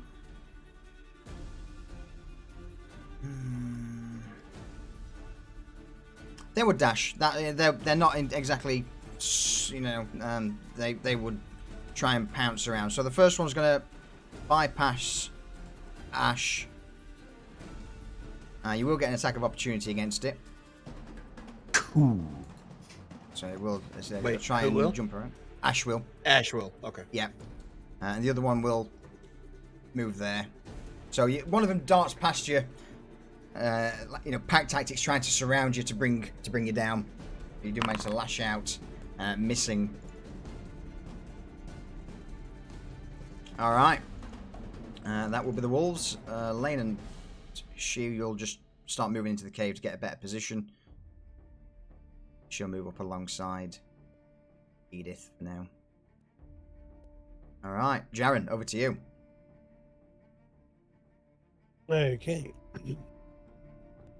Well, I'm laser focused on this other direwolf, Uh-huh.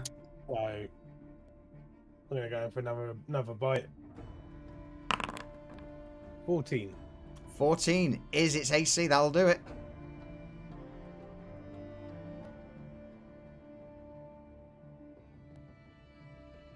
Roll damage. Okay. Yeah. Damage. All right. And then it needs to make a strength saving throw, which it fails. What do you do? Nice. I'm gonna drag it forward onto its belly in front of me and try and roll it over onto its back. That one. And it does so. It's on its back. You know, the claws and legs are kicking away as it tries to break free from this larger direwolf. Established dominance. I like it. And it's knocked prone. All right. Edith. Is that you done, Jaren? Yeah, I've got no bonus actions. Okay, dokes. Over to you, Edith. What's the terrain look like for her to do mold earth to kind of keep the wolf in place? It's not happening. It's rock. It's basically, Okay. you know, straight up rocky, very heavy rocky dirt. Okay. So she is going to cast frostbite on the Okay. wolf in front of her.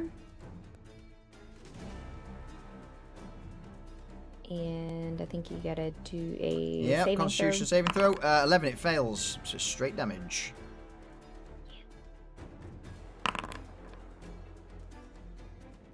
You lucky bitch.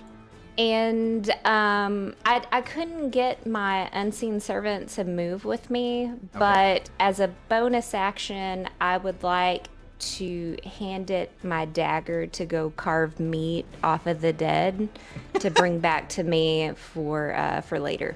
Okay. Fuck. Let me just make sure you've got permissions for that. You haven't, so let me change that quick. Jump axe, owner, save changes. Let me get rid of that. Bring in your unseen servant. Bloom. Right, try moving it now. There you go. Yep. Okay, so yeah, but do what you need to do.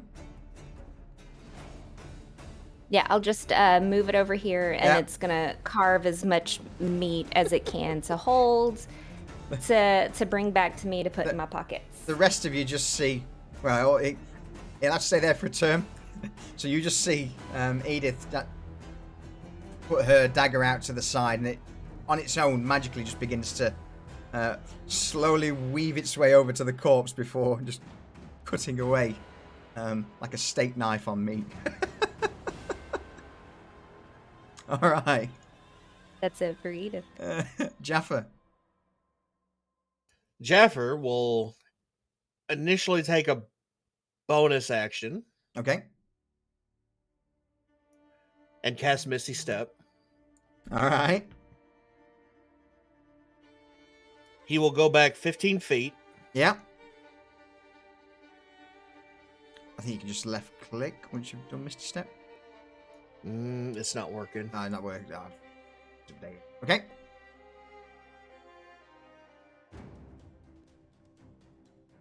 And then he will attack this wolf that's in front of him. Yeah. But, so let me see if the attack hits first. Okay. So the wolf just sees you. The attack definitely hits first. Yes. Okay. Okay, so I will make that an arcane shot. Mm-hmm. Okay, and then I will make it a bursting shot. Okay. I'm sorry, Lucius. Where's my bursting? There it is. Bursting arrow. So, you imbue your arrow with force energy drawn. So, do I need to roll damage on the normal arrow and then roll the damage from the banishing? Yes. Or is it... Okay. Yeah. So 11 on the wolf, and then 5 to anything within 10 feet of it, which includes the other wolf and Lucius. All right. So what happens to the wolf that's hit with the initial arrow?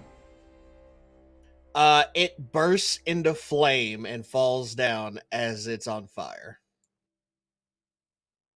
With a quick yelp, the first wolf just...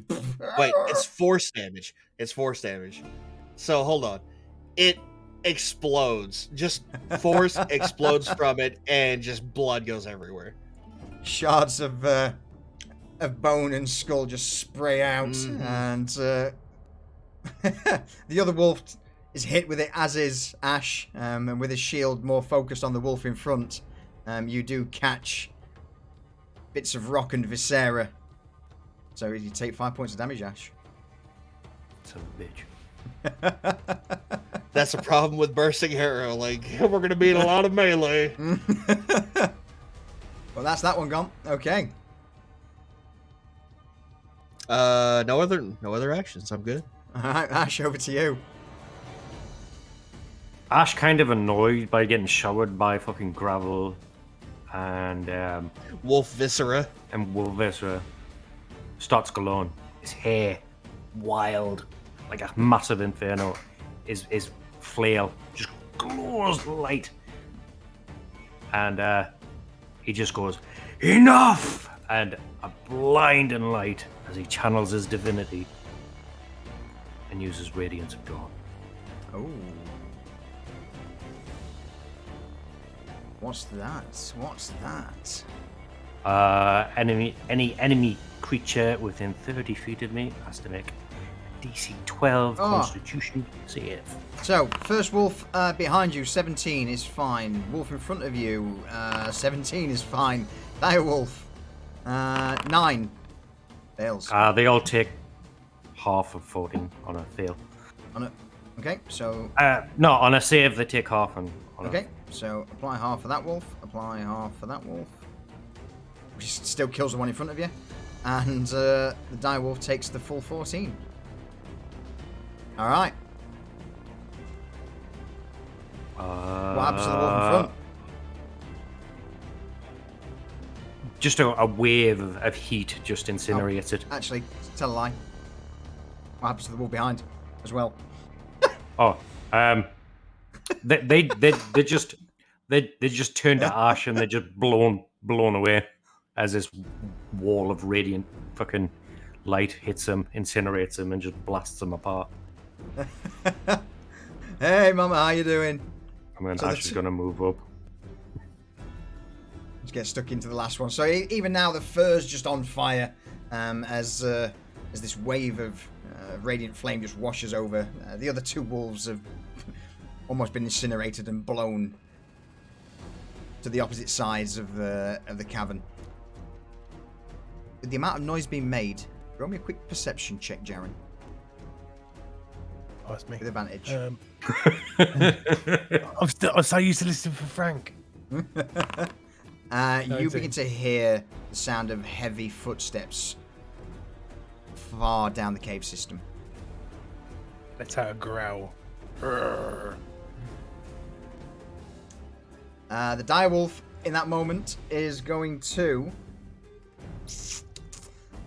still being on the ground.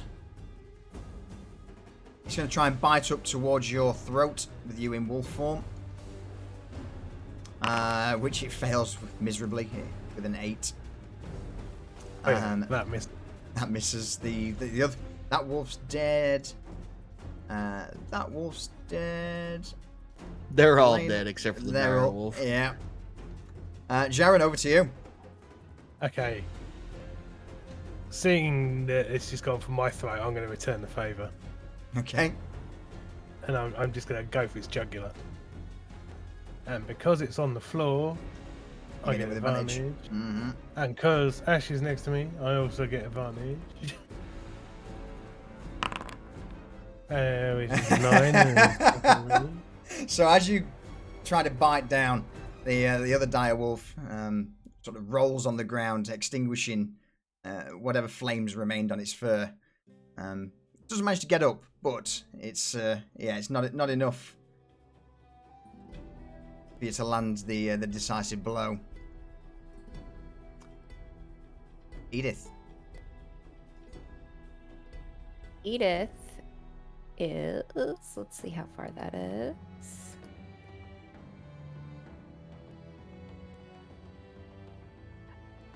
She's going to cast Frostbite Okay. on. Sorry, I'm trying to So good. select the wolf, the dire wolf, and cast that upon it. Okay. And crit success. As- Yes.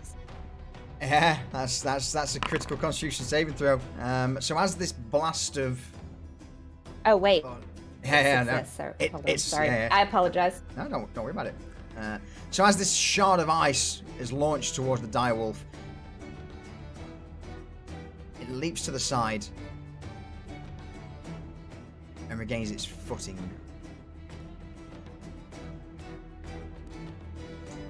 But it will still take. In fact, now it's crit. Get fucked. Mm. Yeah, it's back on its feet. It's back on its feet. Any further actions, Edith?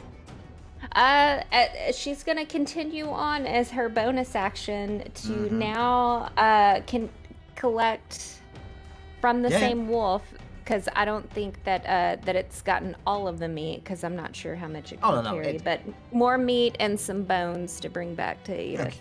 Okay, so this spectre with this daggers that floating in midair is just starting to cut away at the corpse of this wolf.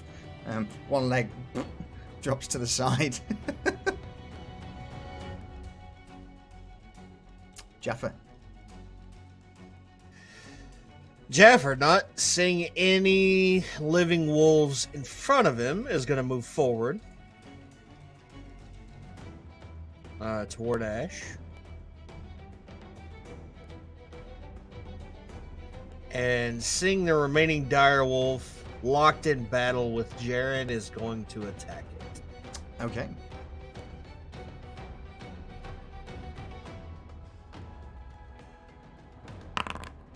"24 will do it." 4. And I will end my turn there. Okay. So as the arcane arrow punctures into the rear of the direwolf, it growls, turning its attention towards you, Jaffa. Ash. Bring it on, bitch! Ash is going to put himself in between Jaffa and the wolf. Okay. Just in case. And start swinging guiding light and huge arcs to bring it down on his odds. Or not. Again, this direwolf's pretty quick on its feet. It manages to see the flaming flail heading towards it and just dips to the right out of the way. And any further actions? I'm going to click my tongue and just be like, fuck. In response, the direwolf will lash out towards you, Ash. No, it won't. 11.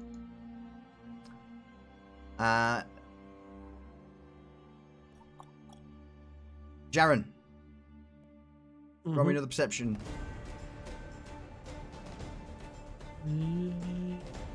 It's here somewhere.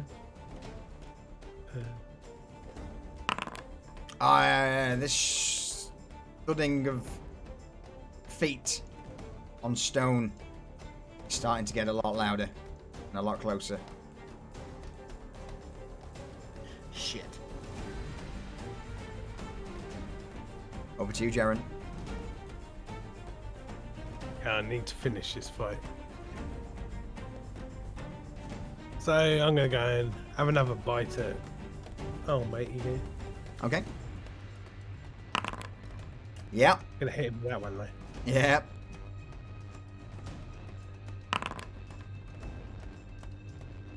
What do you do?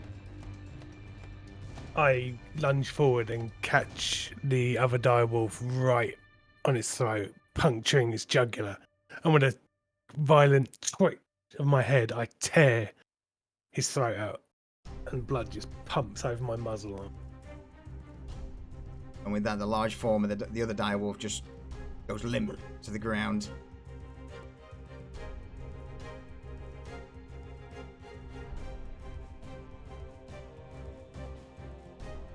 Any further actions?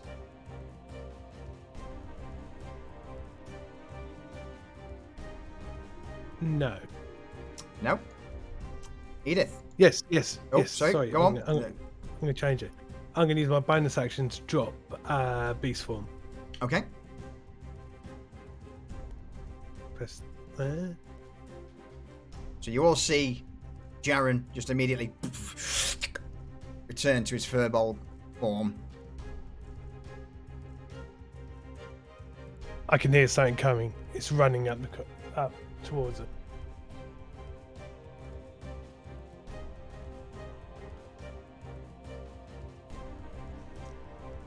Alright. I'll give you all a second.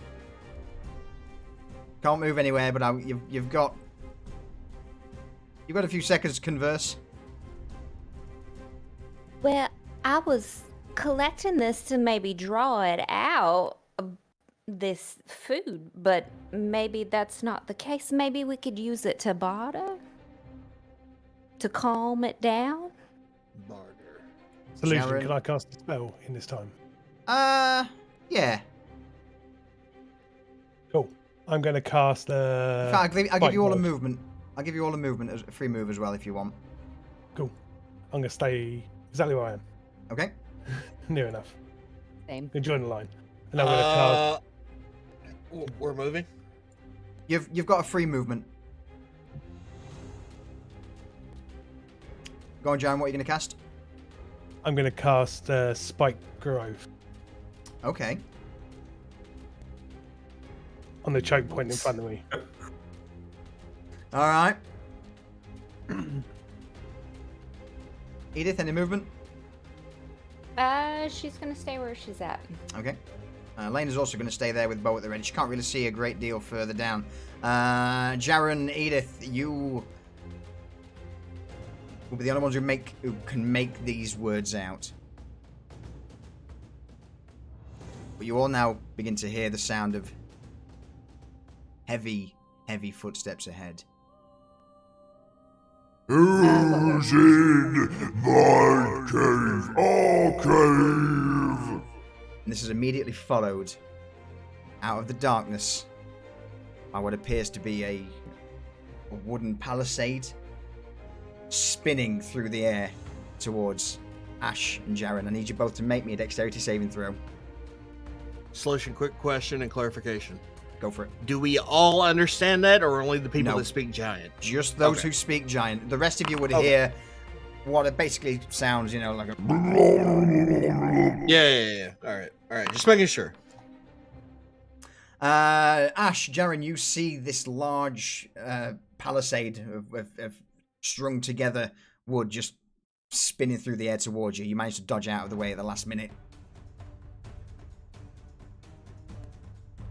Excellent. Gonna call back to him in giantish. Yeah. Giantish works. Missed. Wow! Fuck!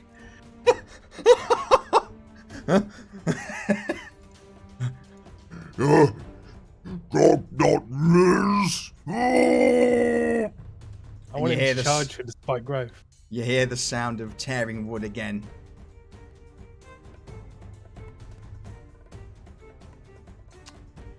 Initiative order. Jaron. Okay. I'm gonna use my bonus action to take bear form. Okay. Jero, you fucking nailed it there.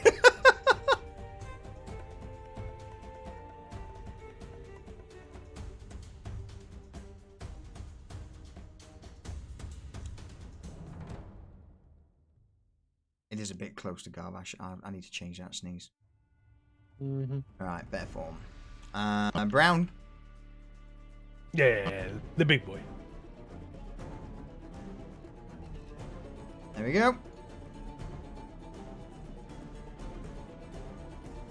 So I'm not mounting Ash.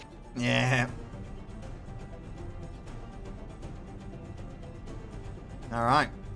So you all see Jaron just immediately shape change into a large brown bear. Any further actions? I'm going to hold my action in case anything gets through the Spike Growth to Okay. myself. Spike growth is a concentration.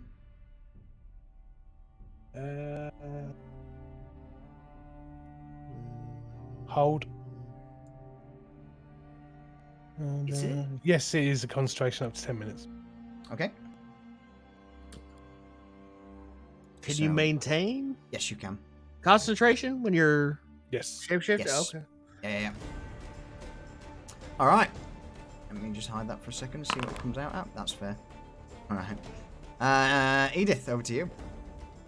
So Edith is going to use her bonus action first and have her unseen spirit bring some of the food 55 feet in front of Ash. Or what? It should be hate- right beside me, I- right? I hate to Can I not use ruin. that first? I hate to ruin your day, but it's only got 15 feet worth of movement. I thought I could cast it out within 60 feet. You can cast it out, but once it's there, it can only move 15 feet. Mother effer. Get fucked. No, you're totally right. I am right. He's a DM. Of course he's fucking right. I mean, I would never argue with solution. So she as her action is going to yell out in giant because she can see that Jaren was trying to get him or get the thing to move forward. Mhm. I have food for you. Food! Yes, use food. And that's it for Edith. Okay. Oh. Jaffa, over to you. Well, I can kind of see that Jaren has transformed into a bear. Mm-hmm. So I kind of assume something big is coming. I'm going to go ahead and move. Yep, I mean, you would hear it now. The heavy footsteps lumbering down the cave. Jaffa is going to set up by the wall of the cavern and ready an attack action. And that's the end of my turn. Are you actively trying to hide? No. By the way, Solution, I'm ready to level up. I need some more shit. Ash. I have options. So I'm gonna cast spiritual weapon. Okay. Put it down.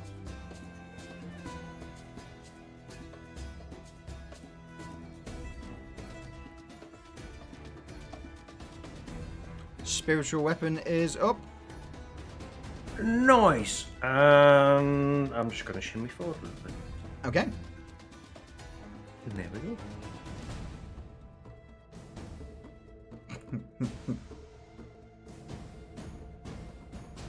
And that's all.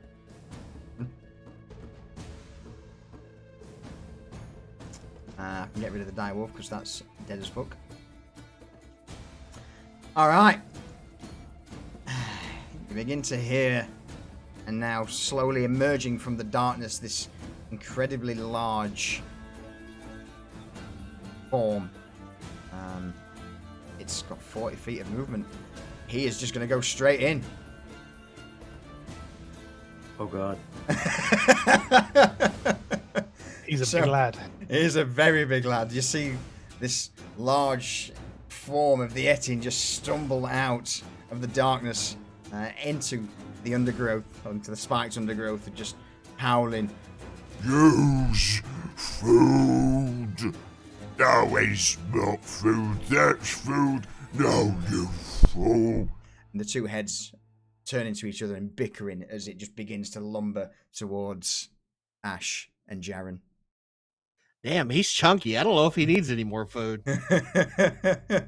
He also Um, takes damage for every 5 feet of movement he's made through the. Okay. So 5, 10, 15, 20. How can you tell? He takes up half the fucking growth. It goes from the center. Mhm. 5, 10, 15, 20. Yeah, it goes from the sort of central point. So, he's moved 20 feet through that. Takes 2d4 piercing damage. Holy shit. Go for it. Yeah, it's Go. pretty good, isn't it? Yeah. So he takes 7 damage for every 5 feet he moved. Okay. I feel like I fucked up getting this too close to him. Da-da-da-da. He's a fucking massive monster. He's a big boy. He is a big boy. Right, so 7, 14, 28. I'll just apply it from there. Apply double damage once, apply double damage twice. There we go. So as he begins to move through this spiked growth, you see him just kicking through the brambles, and they are cutting his feet and calves, but the Etin doesn't seem to pay much heed to it. So that's just its movement actions.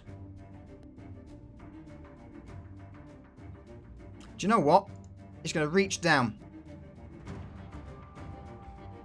grabbing a handful of the spiked growth. He tears it from the ground and then just begins to throw a bundle of razor vines towards Ash. He's a glowing thing in front of him.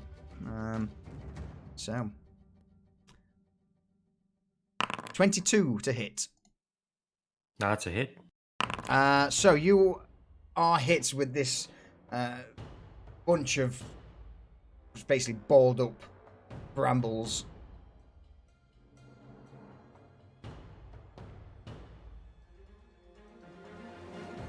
As they crash into your shield, a few of the vines just end up, lashing over, cutting your cheek.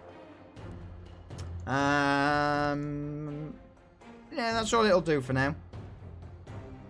Jaren. Okay, I'm going to. Oh no, that's the wrong thing.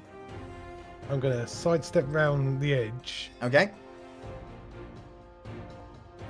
And I'm going to just roar at the giant.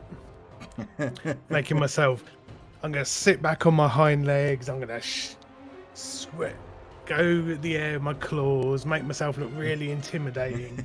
And try and pull his attention towards me. Roll And me I'm going to ready an action. Roll me a... Let's go for... performance check. Performance? Yeah, it wouldn't really be intimidation. It's an Etin, it's huge.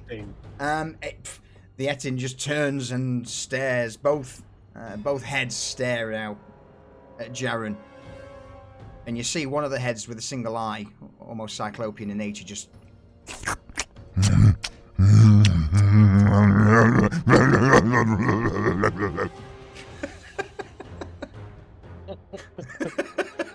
Edith, over to you. So Edith is going to move 15 feet forward. Can she see the big mass, or? What, you've got dark vision out to 60 feet, so no. She's gonna move 15 feet forward so that she can actually see it. With her little guy moving beside her. So, with her telepathic link, now that she has talked to them and that she can see them, yep. Can she use telepathic link on them? On the Etin, yeah. Okay. So she is going to, because she has kind of noticed that they like argue with one another, is going to get inside one's head and try to mimic the voice in a terrible way. Okay. And saying, "You idiot. You can't cast. You did the worst damage on that guy. You could do better." Roll me a deception check.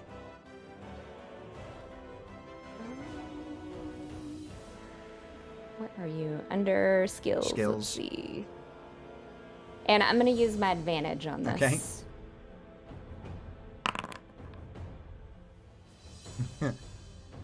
Yeah, well, you sound like girl. You sound like the girl. Yeah.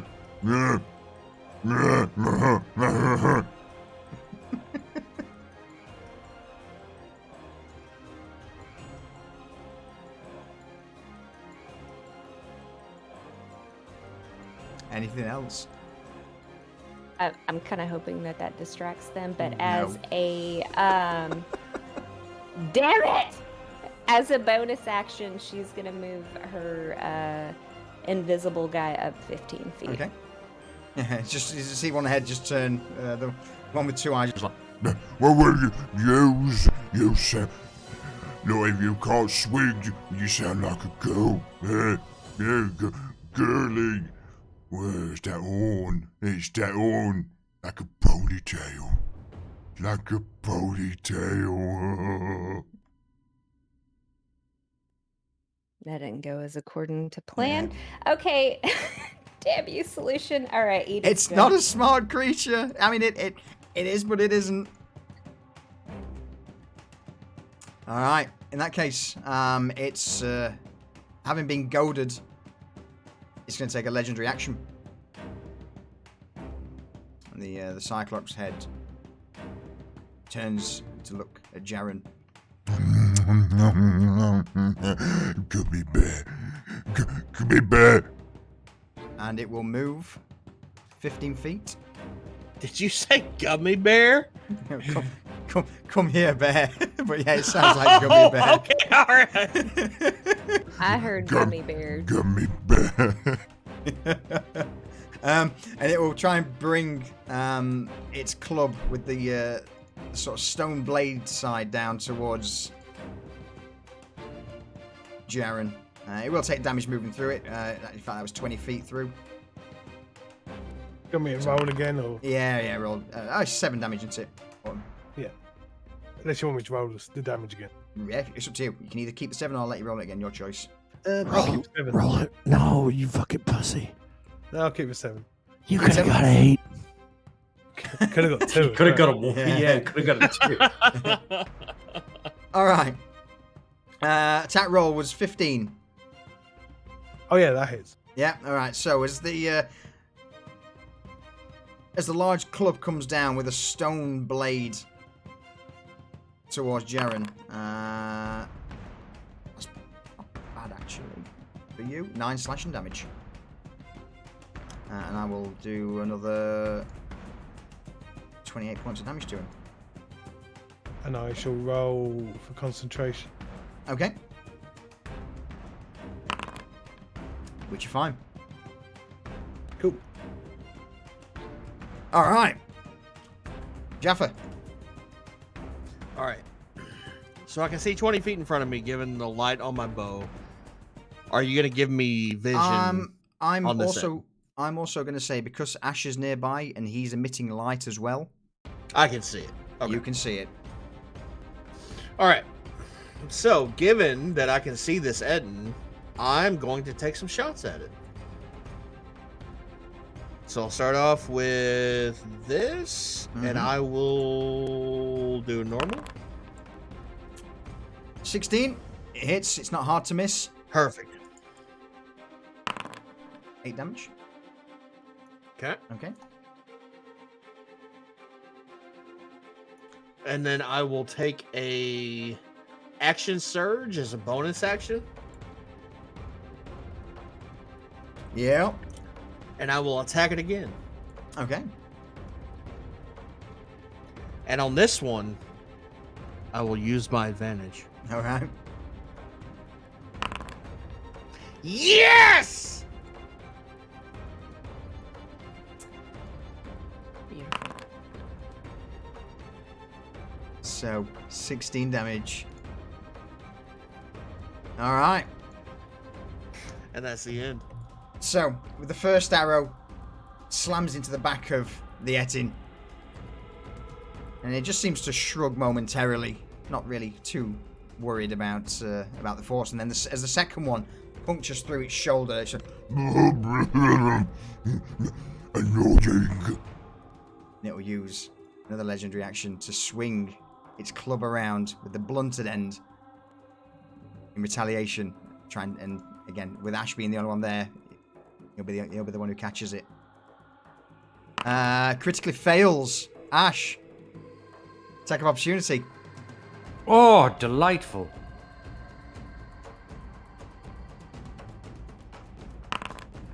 I critically fail. We're like so two I- idiots flailing in the dark. So instead, all I'm going to do is I'm just going to say, as the club comes in, you swing out. Guiding lights just caught on the shaft of the club, and you're dragged about 15 feet to the side as it sweeps over you, and you're just sort of pulled away. There you go, though. All right, Ash, over to you. First I'll use my bonus action. Yep. I move that flaming sword, Yup. spiritual weapon, and I'm gonna give it a cheeky spiritual pig stick. 15. 15 hits. Nice. For 8 damage. Okay. And then, as an action, I am gonna cast Scorching Ray. That's second. Ooh. Scorching Ray. Okay. Yeah. 22 will hit. 22. Yeah. 22. Fuck. Yep. That's the first one. You've got 2 First more. one. 10 again, yeah. And 8. Oh. Alright. So, as this Scorching Ray slams... in fact, he turned around to swipe you. Slams into the side of the Etin. A few furs on him, and the hair just immediately goes up. And like a lit Christmas tree, you all now see the flaming form of the Etin, and he just begins to swing around wildly to try and put the flames out. He's going to sweep towards Jaren. There's another legendary action, 15. Oh yeah, that hits. Oof. So you're hit with the bladed side of his club. Yowza. Yeah, that was pretty much max damage nearly. The force rippling through your bear form. And that's now his actual turn.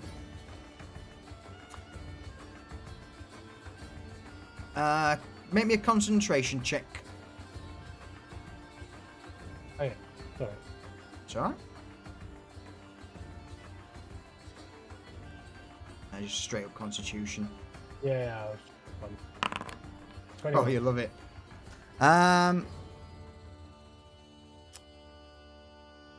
What would he do? He would just plow on towards Ash. So, stumbling round, still on fire. He's going to move 10 feet, 15 feet through the vines. Would he? Let me roll an intelligence check.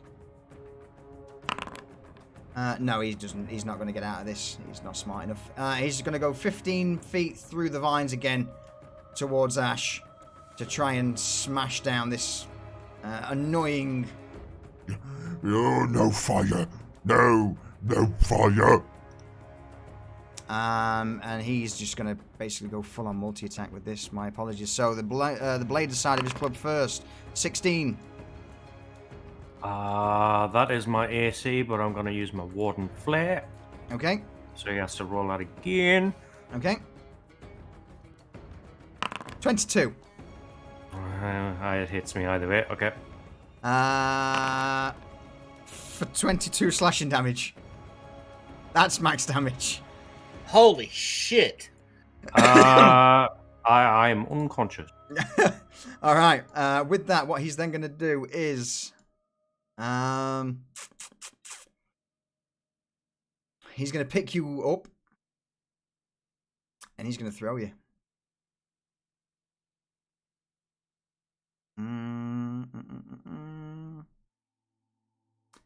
He's going to throw you at the bear. So, reaching down with his spare hand, I'll let you roll a strength saving throw, or go for athletics or acrobatics check to see whether or not you can break free. Athletics. Athletics. I will also do an athletics. And I'll use my inspiration. Okay. 15. That's a crit fail. I will give you an action of your choice. An action. I will Just a give you straight up action, yeah. an action of your choice. Deep digging. Oh, so he's not grappled, he's just gonna cast Burning Hands on him. Okay. So as it reaches down to grab hold of you, Ash, you just, with a large gash across your chest where this massive stone club cut through your armor, and you just reach out and blast the Etin in the face with Burning Hands. Yeah, he failed, so roll damage. 6. Wow, that's terrible. That is terrible. I rolled a 1, 2, 3. Oh, no. But with that, though, it's enough to turn him away. So he had 15 feet of movement. He's then going to move another 15 feet. So he takes another 2 and move 10 feet through the vines. That's another 14 points of damage. And yeah, he can multi-attack. So his last will be to slap the bear. 17. Oh yeah, that hits. For 16. Okay, well, I lose my bear form, and I lose also. I'm down to 15 HP. Oof. And with that, that's him done. Good for that.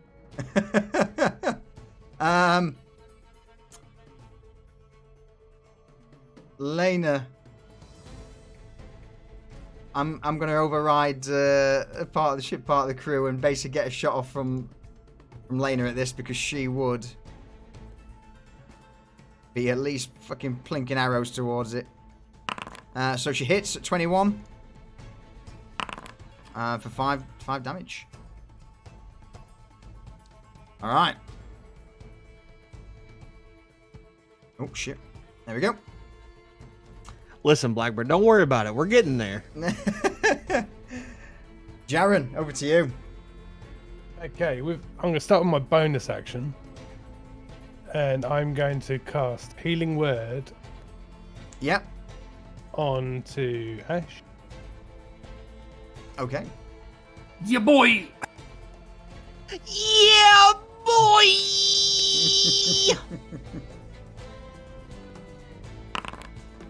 For 6.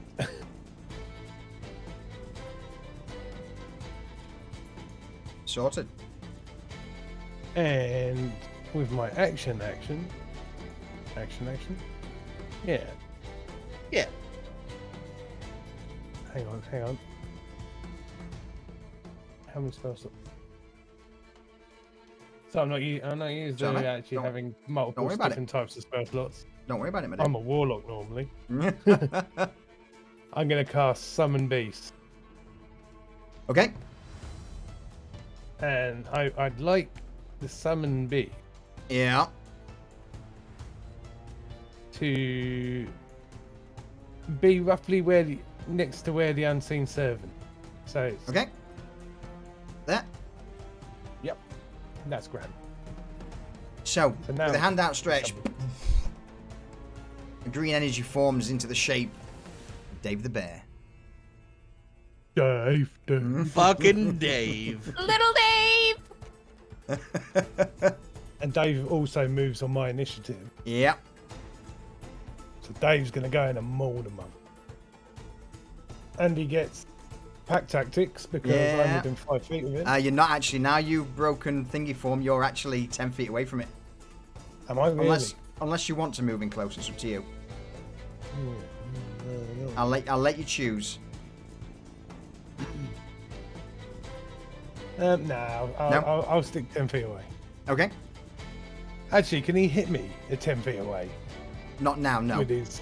Oh, actually, hang on. Oh yeah, it's got reach. Yeah, you can. In that case, I'll move in to Yeah. give him pack Yeah, tactics yeah. in because it ain't Yeah. gonna make any difference. Yeah. Fuck it. I've got enough character. I don't care. 23 will hit. Dave hits. Fucking 11. hell. Ah, all right. For 11, yep. Jesus. Yeah. Okay. So as this green energy forms into the shape of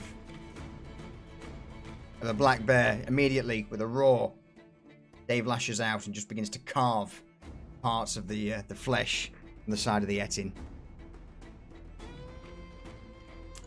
All right. Edith. Unless you got any more actions, Jaren?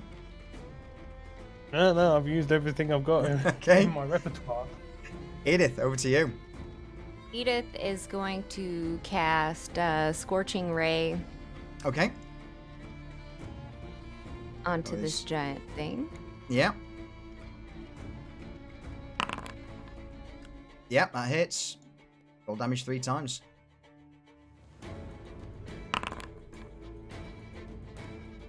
Alright, so first. Let me get the Second. other one. Okay, and a 9. Alright. And as a bonus action, she's going to cast Misty Step. And let's see, she's going to go right back here. You just left click, and it'll when that comes up. Oh, So okay. yeah, if you just left click on the ground. Yeah, I'd already done it.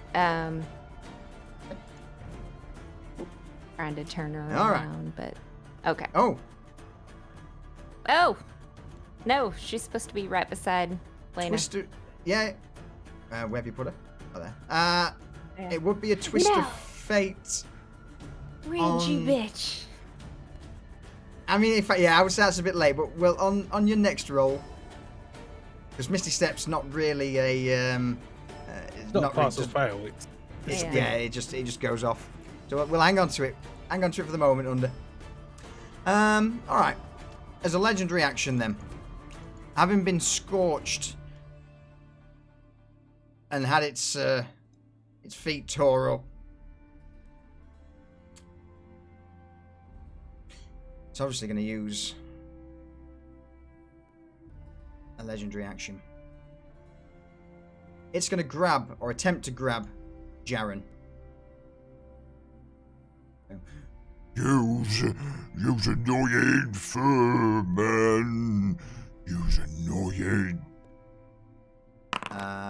Roll me a... Yeah, that hits. Fucking 19. Roll me a... Right. Check. If the target is creature... Oh, it's grappled. Okay, so, yeah. Yeah, there's... you can try a strength saving throw. I'll try it. Uh-huh. Hang on. Let me just. Uh-huh. There's something about strength things. Hold.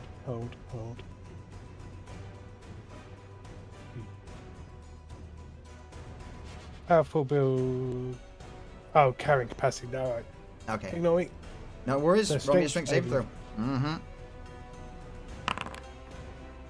You immediately, Jaren, feel yourself being lifted off the ground, and in one fluid motion, the Etin, Sheepgut, throws you 60 feet from its position straight into Edith.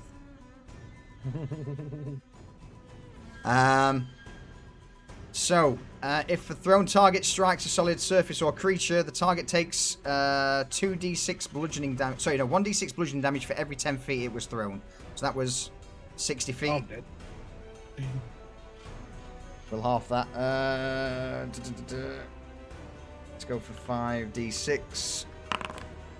19 bludgeoning damage. I am unconscious.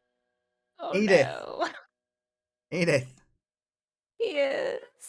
you are hit with the large form. I need you to make me a dexterity saving throw.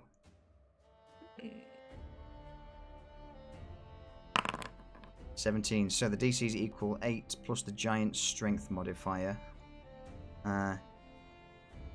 So now that you are here, perhaps you'd care to tell me who you are. Just managed to do it. You...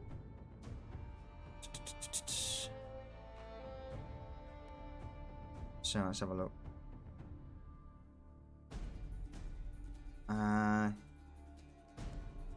Right, you managed to dodge out of the way of Jaren at the last minute. So in that case, because you don't actually collide Jaren, I will give you /R1d6. Take 6 HP back.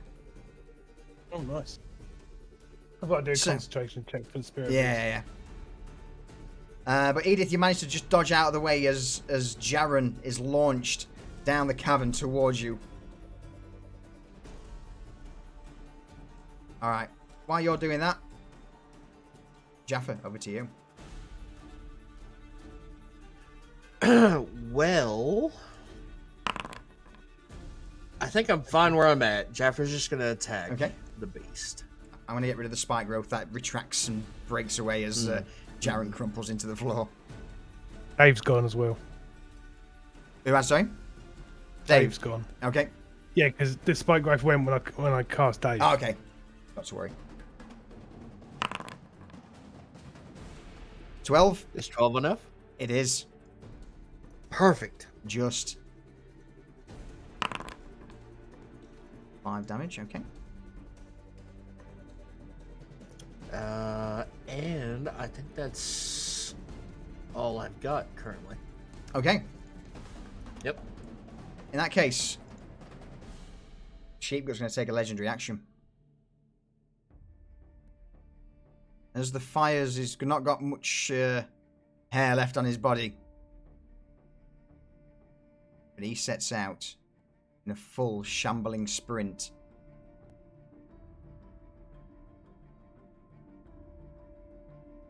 It's his move. He begins to lumber quite quickly but again, due to the large strides he takes in the opposite direction, deeper into the cave system. Ash, over to you. My spiritual weapon went when I got knocked down. Did it? Okay. Cool. So, yeah. Ash is going to move 30 feet. Yeah. Start chasing it down. Okay. As a bonus action, I'm going to use Healing Word Okay. on myself. Hey! There, go for it, mate. Obviously wasn't on there. And as an action, Yeah. on a cast Guiding Bolt upwards Jackson. Oh, okay. 13. 13. Yep. It's enough. Yep. All right. So, as you stretch out a hand, a flaming bolt of energy, radiant energy, just slams into the back of Sheepgoat, and slowly it stumbles. Bear in mind, it was at a sprint. It just Oh, no.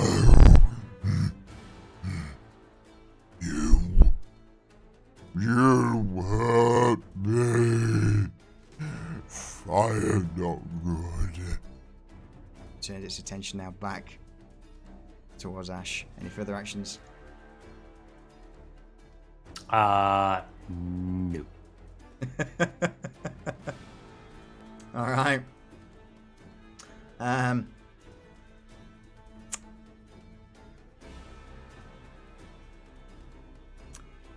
It will do what it does. It lumbers in closer towards Ash, with the club high in the air as he brings it down upon the Genasi. First swing. 14. Not enough. But he's going to try and get you on the backswing. 18. Warding Flare. 16. Still enough. Bollocks. It hits.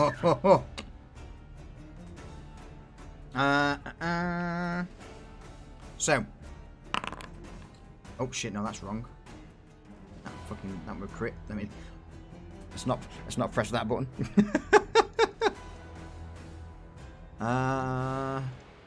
11. 1 HP in a dream, boys. Oh shit! All right. We've got a part of the ship, part of the crew. I'm gonna say range. Yeah, Lena's gonna shoot an arrow. This is Blackburn. With advantage because I hit him with a guiding bolt. Okay, with advantage. She hits with a 19. Damage for 5 points damage. Yep. Boom. All right. Jared, over to you. Okay. I'm going to move my entire huge movement up 30 feet. And with my action, I'm going to cast on my goddamn self Cure Wounds.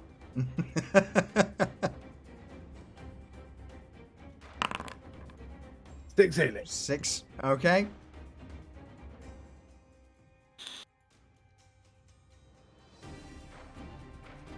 And my bonus action, A rogue of talent is always welcome among us. Right, I'm with going the to do 18 month. absolutely nothing. You are skilled indeed. Okay, not to worry. Also, me. by the way, Salty Sea Slug, thank you for that follow. I appreciate it. And Divrak with that 18-month Prime sub, sir. Mwah. Star. That you done, Jaren? Yeah, I'm tapped. Edith, over to you. Edith is going to move 30 feet up. And she still cannot see the You can see it because nope. Ash is a giant Okay. flaming torch that Sweet. illuminates the Etin. So yes, wherever it's within sort of, I think it's 15 feet of Ash.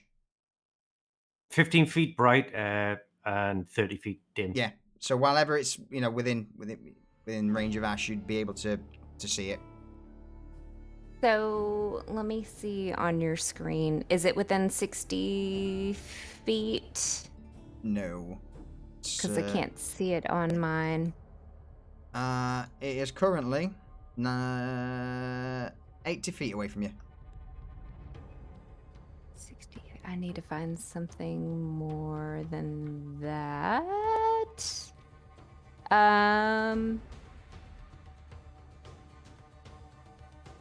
So she's not really going to be able to do anything other than let's do a dash as her action Okay. and move up 25 feet. Okay.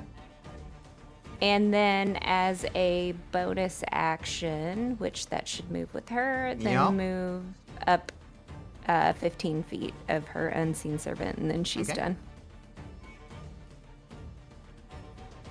In that case, then, it's going to take legendary action.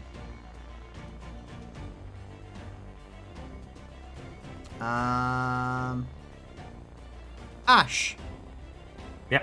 athletics or acrobatics? Take your pick. Athletics. Okay, go for it.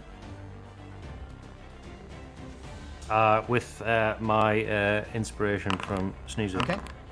13. 13 against 10. All right. You see this large fist begin to impose down upon you, and just as the fingers try and wrap around your arm, you duck out of the way.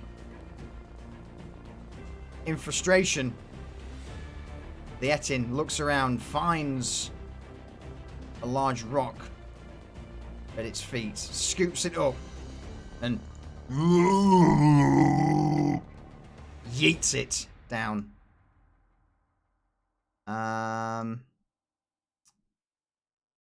Edith.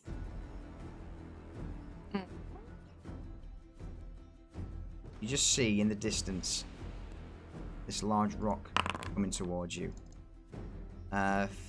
15. What's your AC? It is 12. Yeah, you're hit. Mm. 9 bludgeoning damage as this large, I would say probably about 50 centimeters or so rock is just launched, sails through the air and crashes into your chest.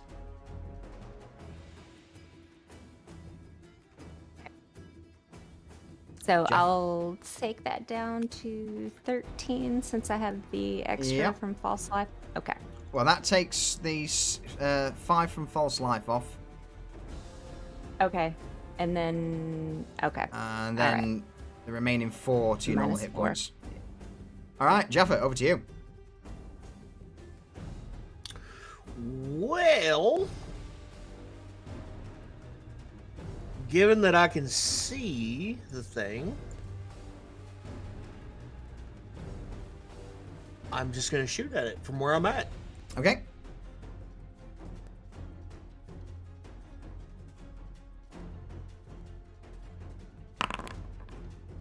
That'll hit it. Ooh, good damage roll. Ooh, that is fucking solid. Alright. The arrow just punctures into the head of the Cyclops. The Cyclopean head of the Etin, and immediately you just hear and half of its body momentarily goes limp. Perfect. So with my remaining movement, I will inch closer. Okay. There we go. Perfect. And I'm done. Okay. Ash, over to you. Ash, with the remaining light in his eyes and the flame on top of his head flickering, he brushes his hand over his head, gathers the remaining flame, casts Burning Hands. Okay. DC 2.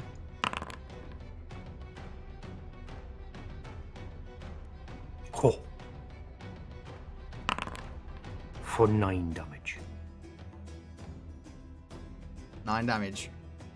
Yeah. What happens to it? Yes! He's just fire just washes over him.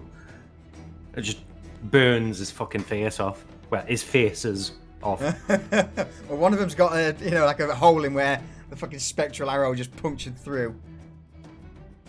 Go on, carry on.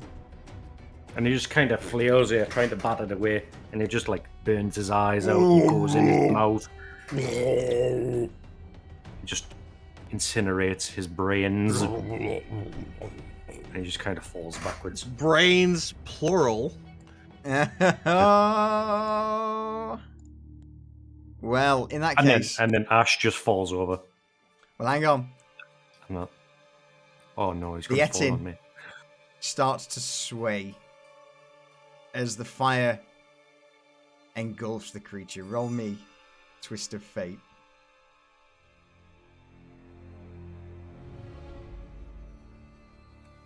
Oh god! The Etin falls forward just as you think the day is won. Just the weight of the creature lands on you. It's combat over. Jaffer will move ahead and try to free Ash from the Etin. Edith will move ahead with him to try if Jaffer can pull him up. Edith is gonna try to pull Ash out. Ash maybe? is currently under the whole frame of the Etin. Yeah, I think her point was Jaffer will do a strength check to try to get the Etin wedged up enough so that she can pull him, Ash, out from under it. Are you just manhandling an Etin?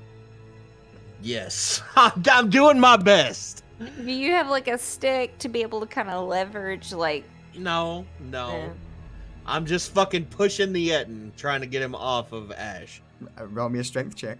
Or, Yes, sir. no, roll me either athletics or acrobatics. Well, it'd be athletics. It looks like Jaren's also in on this. I'm going to grab the Etin's axe, and because I count as a large creature when pushing, pulling, or lifting, I'm going to attempt to use the axe as a fulcrum to push the Etin off off Ash's body. In that Okay, case, do you want me to... Jaffer. Hold on. Okay, go. Sorry.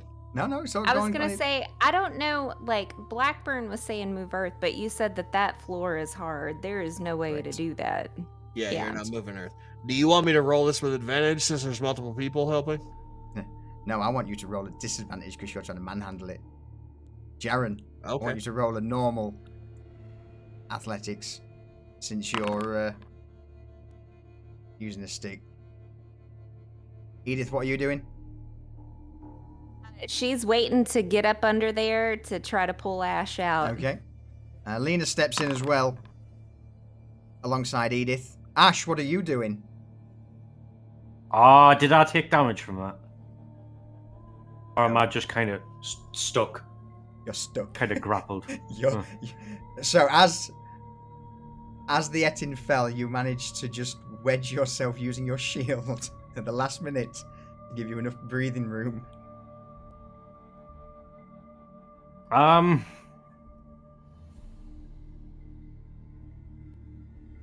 Will I be able to see where the axe is wedged in? Roll me a perception check. Okay. A crack of light breaks through on your right hand side as you see the large club just be buried into the gap between flesh and floor. Like a wiggly worm, I start crawling towards the light and trying to force my way out. Roll me an athletics check. 20. Last but not least, Edith. Roll me a acrobatics. With advantage because you've got Lena helping out. So 8 with advantage. She's weak. She hasn't been working out her upper body. She is weak. 20, 32, 47. What happens, folks? Do we succeed? You do. Quite Okay. easily. So Jaffer is... He's squatting properly as he's on his knees pushing up on the ogre, or the Etin.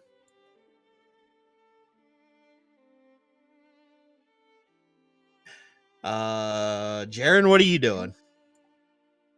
As soon as you make enough of a gap for me to get the axe in, I ram it underneath. Push my entire body underneath it and start pushing upwards. Swearing all the time in fluent druidic. Nice. Eh. You, Edith. Yes. So at this point, when she sees anything that resembles anything that is like visible that Ash has been wearing or himself, is going to grab and what looks like his... Ash, what do we see? Is it your cape, your arm? My hand comes out first.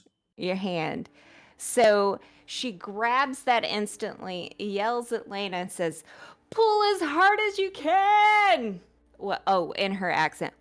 Well, pull as hard as you can.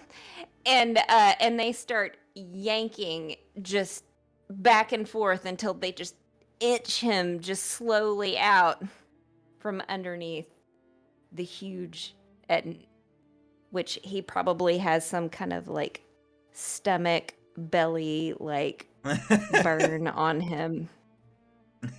It's He's definitely covered in burns. Which he likes. Oh.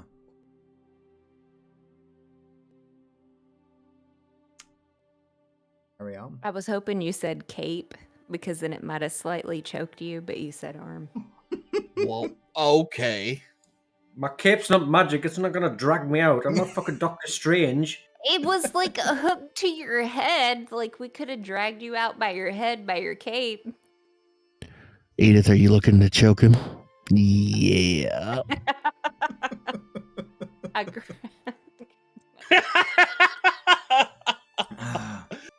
Got her. I had no comment to that. Ash, aftermath, go. Ash just passes out. His flame goes out. His eyes go dim, and he just gone. He's out. He's done. And Edith is going to perform a medicine check on him because she feels like she owes this to the group for her past discretions. Well, by medicine check, what you doing? She is. I will tell you whether it's a going medicine to- check. She is going to take her tinderbox and try to light a flame at the Yes, end she of his is. head.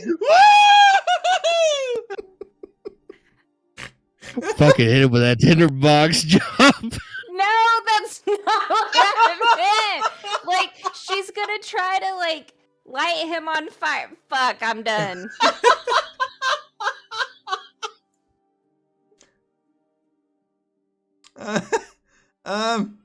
Roll me a survival check. It's so easy to get jumped. It really is. I was just trying to save his life, and you guys trying to make it dirty.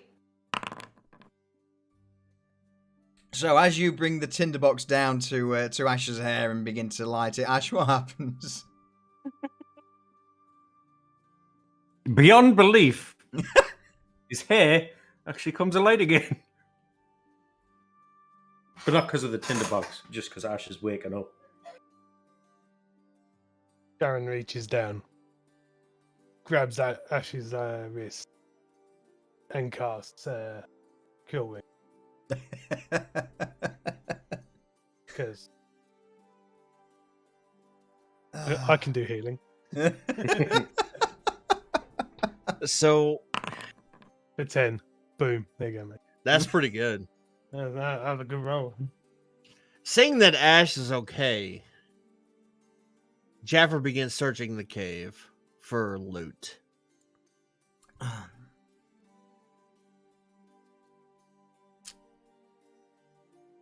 Around here, there isn't anything of value. It seems that sheepgut came from further down in the cave system. So you want to go there alone, or is everyone going? Let's go. I'm prepared to go alone, but if people want to come with me, that's on them. I want to go. Okay. Ash will just trudge behind, like dragging his fucking shield. It's like, fuck's sake. Sharon links arms with Ash, and we sort of like lean against each other, staggering down the hallway because we've been battered, the two of us. So as you begin to make your way down, down towards the end of this long cave, it seems to split off into two ways. But having explored one of the routes, it seems to be Like it links up further along.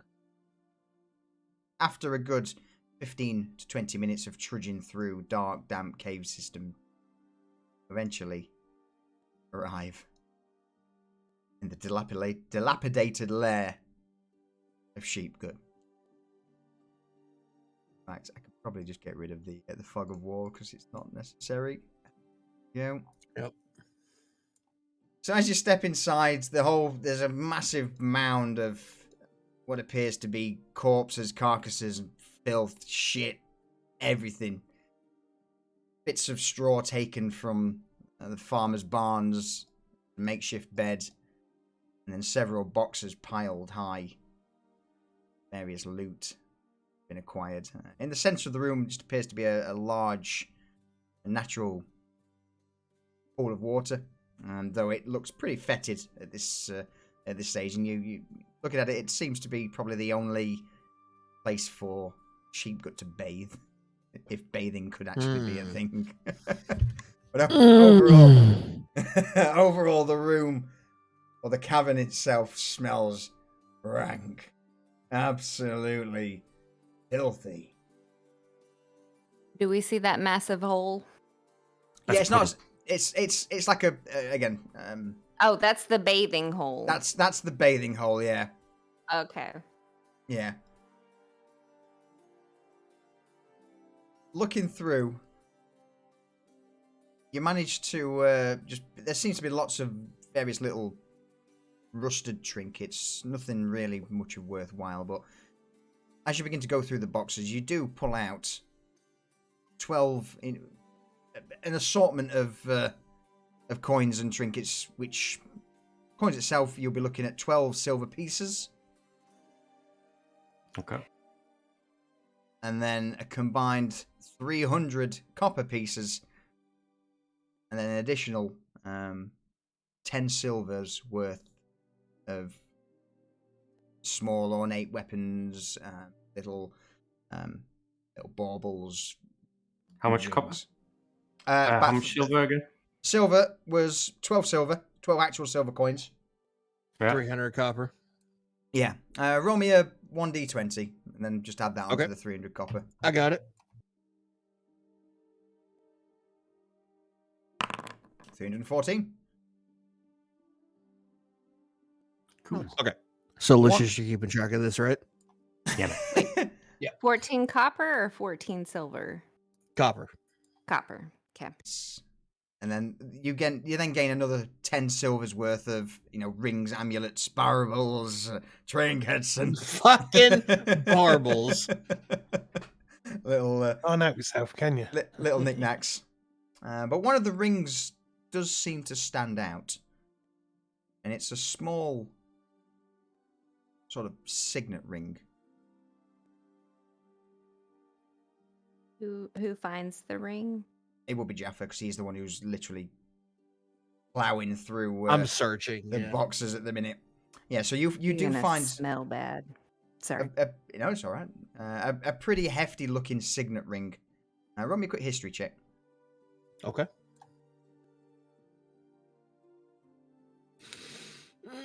I'm not proficient in it, but click. Oh, fuck! You have no idea. It's just a very pretty signet ring, but it's hefty enough to catch your attention, and that it's not something that you would probably throw in with the rest of. I pocket it. Yeah. Yeah. Do we and see him looking at it? Probably not, because it's dark. Probably as fuck. not in the. Yeah, probably not in the dark. Okay. You also find a potion. Nice. Do I know what it is? Roll me an Arcana check.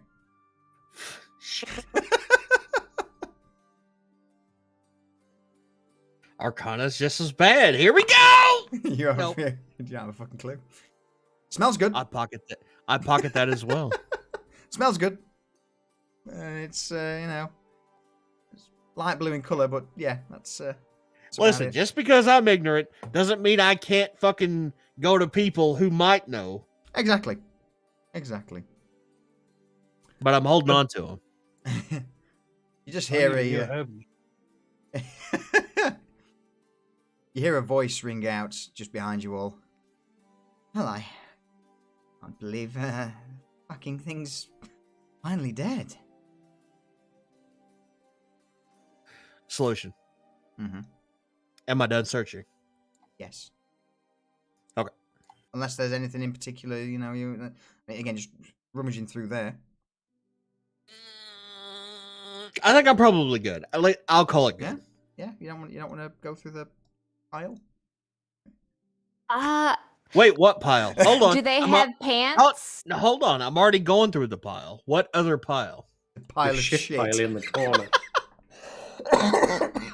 Oh, I was thinking of the No. dead bodies and if they had like pants and stuff that you could go through the pockets. But I wasn't thinking about the shit pile. Like, what No, if no, they no, ate no. it? No, I think you should. No, nope. I'm not going through the shit pile. I'm good.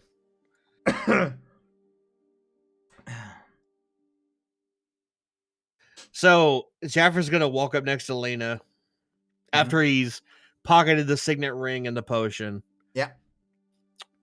And he's gonna tell the party, "Let's get the fuck out of here. Fuck this nasty place." Wait. Do we see anything gleaming from the shit pile? No, it's a pile of shit. Okay. then I'm Yeah. good. It's a huge pile of Etin filth. There is no I gleaming. just There is wanted just to make sure. filth. I wanted to make sure we didn't need to go swimming in shit for something. I mean, you're welcome to if you wish. That's on No. you. Have at it. No, not unless something was gleaming. No, there is I'm no good. gleaming in a pile of Etin poo. It looks more like a murder scene than anything. Let's get out of this fucking cave and we can discuss further in the light. So, you all begin to backtrack and eventually find yourself outside once again into the light of day. The cavern behind. Lena in tow. Pretty smug grin on her face. And just as she's passing the corpse of Sheepgut, she kicks it once and then just puts another arrow into one of its heads. Ah, well, it's finally over. Yes. Lena, do you consider the contract fulfilled? More than you would ever know. Yes, absolutely. I appreciate your assistance in this endeavor. I will make sure I sing about such a heroic actions you all took. And you, Genasi, you well? I live. Of course he's well. I restarted him with my flame. You restarted him? Yeah, I lit his hair on fire. Debt Ash goes to repaid. say something to contradict her, but then he's just like, no, you let her have it. Well, Lena, now what for you? I mean, I will hold here a little bit. I'll take one of the heads and return to my village. At least there, the souls of the dead can be finally put to rest. Should you find yourself north, 3 days' travel from here, in the town of Arnold, let me know, and I will give you all a feast fit for a lord. Not a king, as we're only a small village, but we'll certainly do what we can. And again, if you need any assistance or any help, me and a few of the other hunters would be more than happy to assist.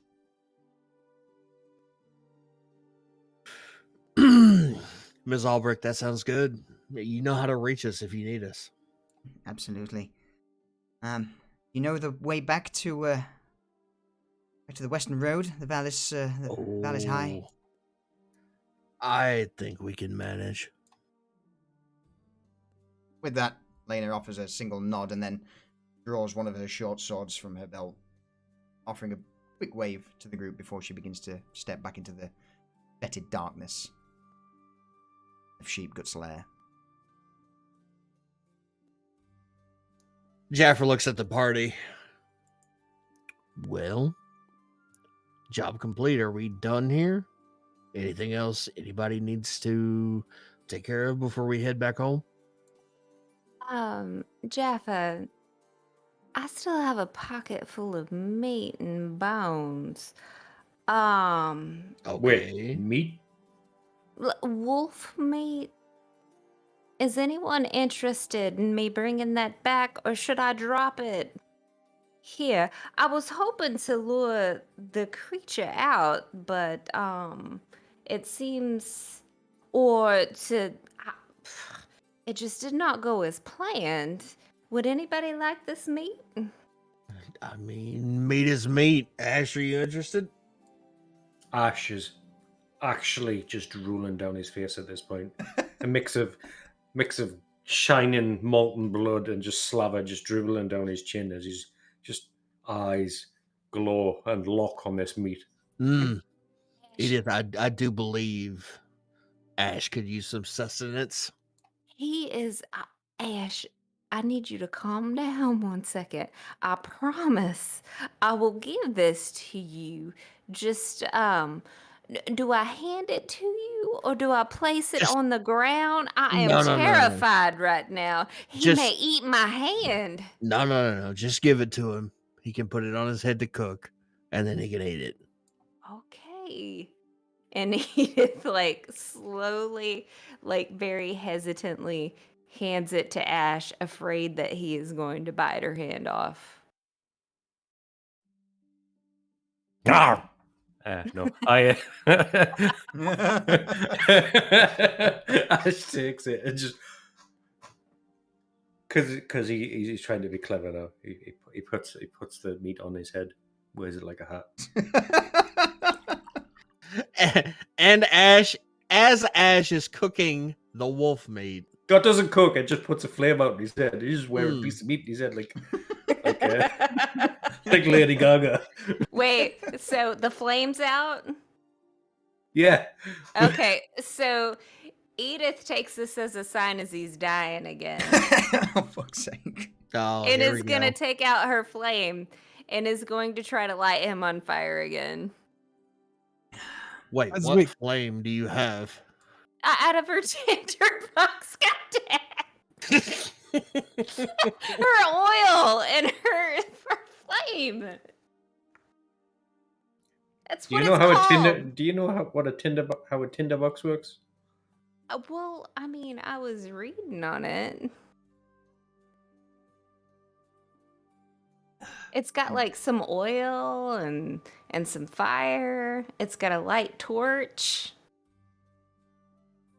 She's gonna torch you up, is basically what I'm saying. I'm done talking. You can torture you Okay. anytime. On that, over the next 2 days, you all slowly make your way back, for better or for worse, to Ravensburg. Holy shit. Fucking, Fucking, we can't take you anywhere, Jump. I am literally trying to set him on fire. So, as the crew busts into the Mercenaries Guild, Otto's in his usual spot. He looks up from the table. Welcome back.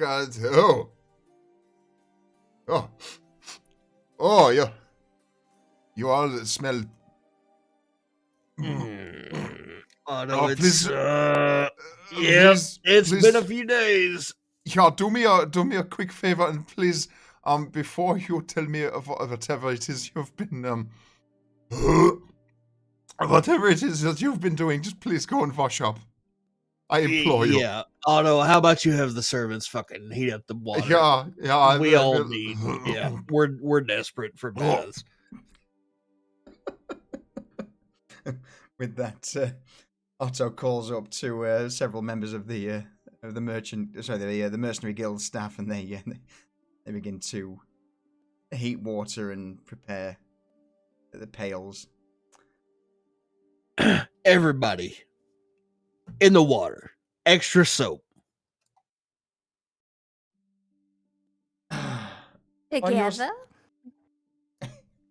What do you mean together? They're separate baths. Just Oh. get in the fucking water. Well, I just wasn't certain because. Just get into stop bath, please, you fucking reek.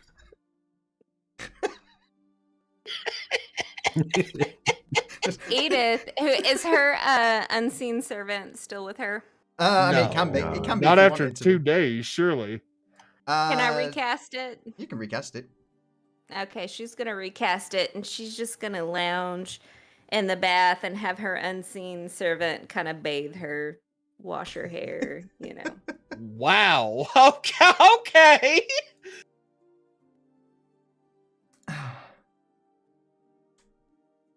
After that, several hours pass, and you all tend to whatever daily needs need to be met. You will find yourself Grab back. one out in the bathtub. yeah, pretty much. I expect it. Yeah. You will find yourselves now back in the guild hall. Otto, Welcome. You smell much fresher than earlier. Otto, it was a God, it was a nasty cave. Whole lot of sifting through bullshit and wolves and yeah, a bath Yeah. is Yeah, it's supposed to be quiet. yeah, very very much required, Otto. So I guess that I can take the note down for the Etin. You can, yep. Sheep gut is vanquished. Ah, Otto claps his hands together, and offers a nod. well, excellent work. I'm sure that this will be handed off to those in the order, and or something good will come of it. But for now, rest and recuperate. If there's anything that you want, then for now, the bar is open. Don't worry about. Let me rephrase that. Be responsible in your usage of the bar, if you would be so kind. But enjoy. Sleep, Otto. I think sleep is warranted for most of us. In that case, rest well.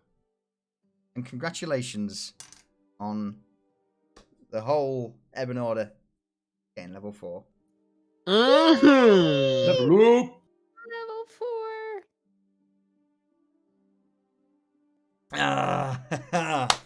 Yes. One thing I will say is, Ash, I want some. Who was knocked unconscious? It was just you, I believe, weren't it? Yeah. Think on a bit of a lingering injury. Doesn't have to be anything crazy, but just something. Okay. I got something in mind. Cool. And with that, definitely, a long rest is well deserved.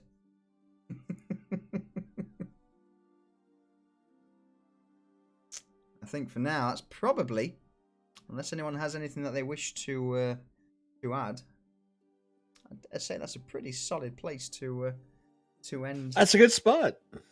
Almost 4 hours. Yeah, Yeah. yeah. Perfect timing. Cool.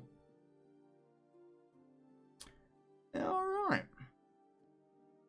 Well, in that case, it looks like everyone's got some looking into. One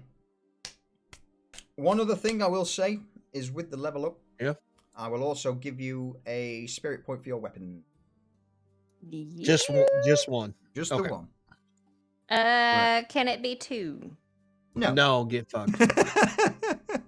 I mean, I didn't hurt to try. Yes. Yes. What if All he right. would have said yes, guys? I mean, Yeah, but I know a solution. Yeah. He's not going to say yes. Yeah, you're probably right. But then Yeah. I would have been your hero if he would have said yes. yeah. Mm. All right. I'm going to mute you guys up. Say goodbye, chat. Goodbye, chat. Bye, chat. Adios. Boop. Oh, that was a good little session. That was much more bite-sizey today. Much more bite-sizey than the sort of 5-6 hour epics we've had thus far. Fuck. All right, let's bring us over back to now, and bring that out. Bring on my usual Darksiders music because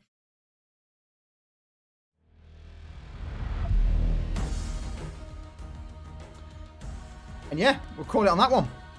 Oh. Alright, everyone. Thank you for tuning in. I hope you enjoyed it. And yeah, we will see you all next Sunday. Potentially. Maybe. We'll have to look. It's near Christmas. One thing I will say is, coming next year, or in the new year, I am planning on having a lot more D&D sessions. Probably pushing it to 2 per week. But we'll... man's got a lot of planning. But again, everyone, Tareem, thank you for the resub. Salty Sea Slug, thank you for the follow. Divrak also, boom, came in with that resub. I think that's everyone. May have missed a few because Streamlabs sucks. Check. Yeah. If I have missed you, I apologise. I need to get off Streamlabs and just get on some normal OBS. But on that, let's go find someone to raid. Again, everyone, thank you. I hope you enjoyed it. And we'll see you all very soon. Bye!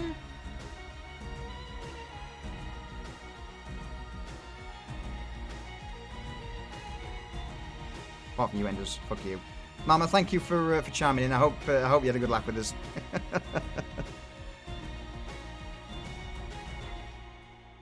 Anytime, Shadow. Anytime.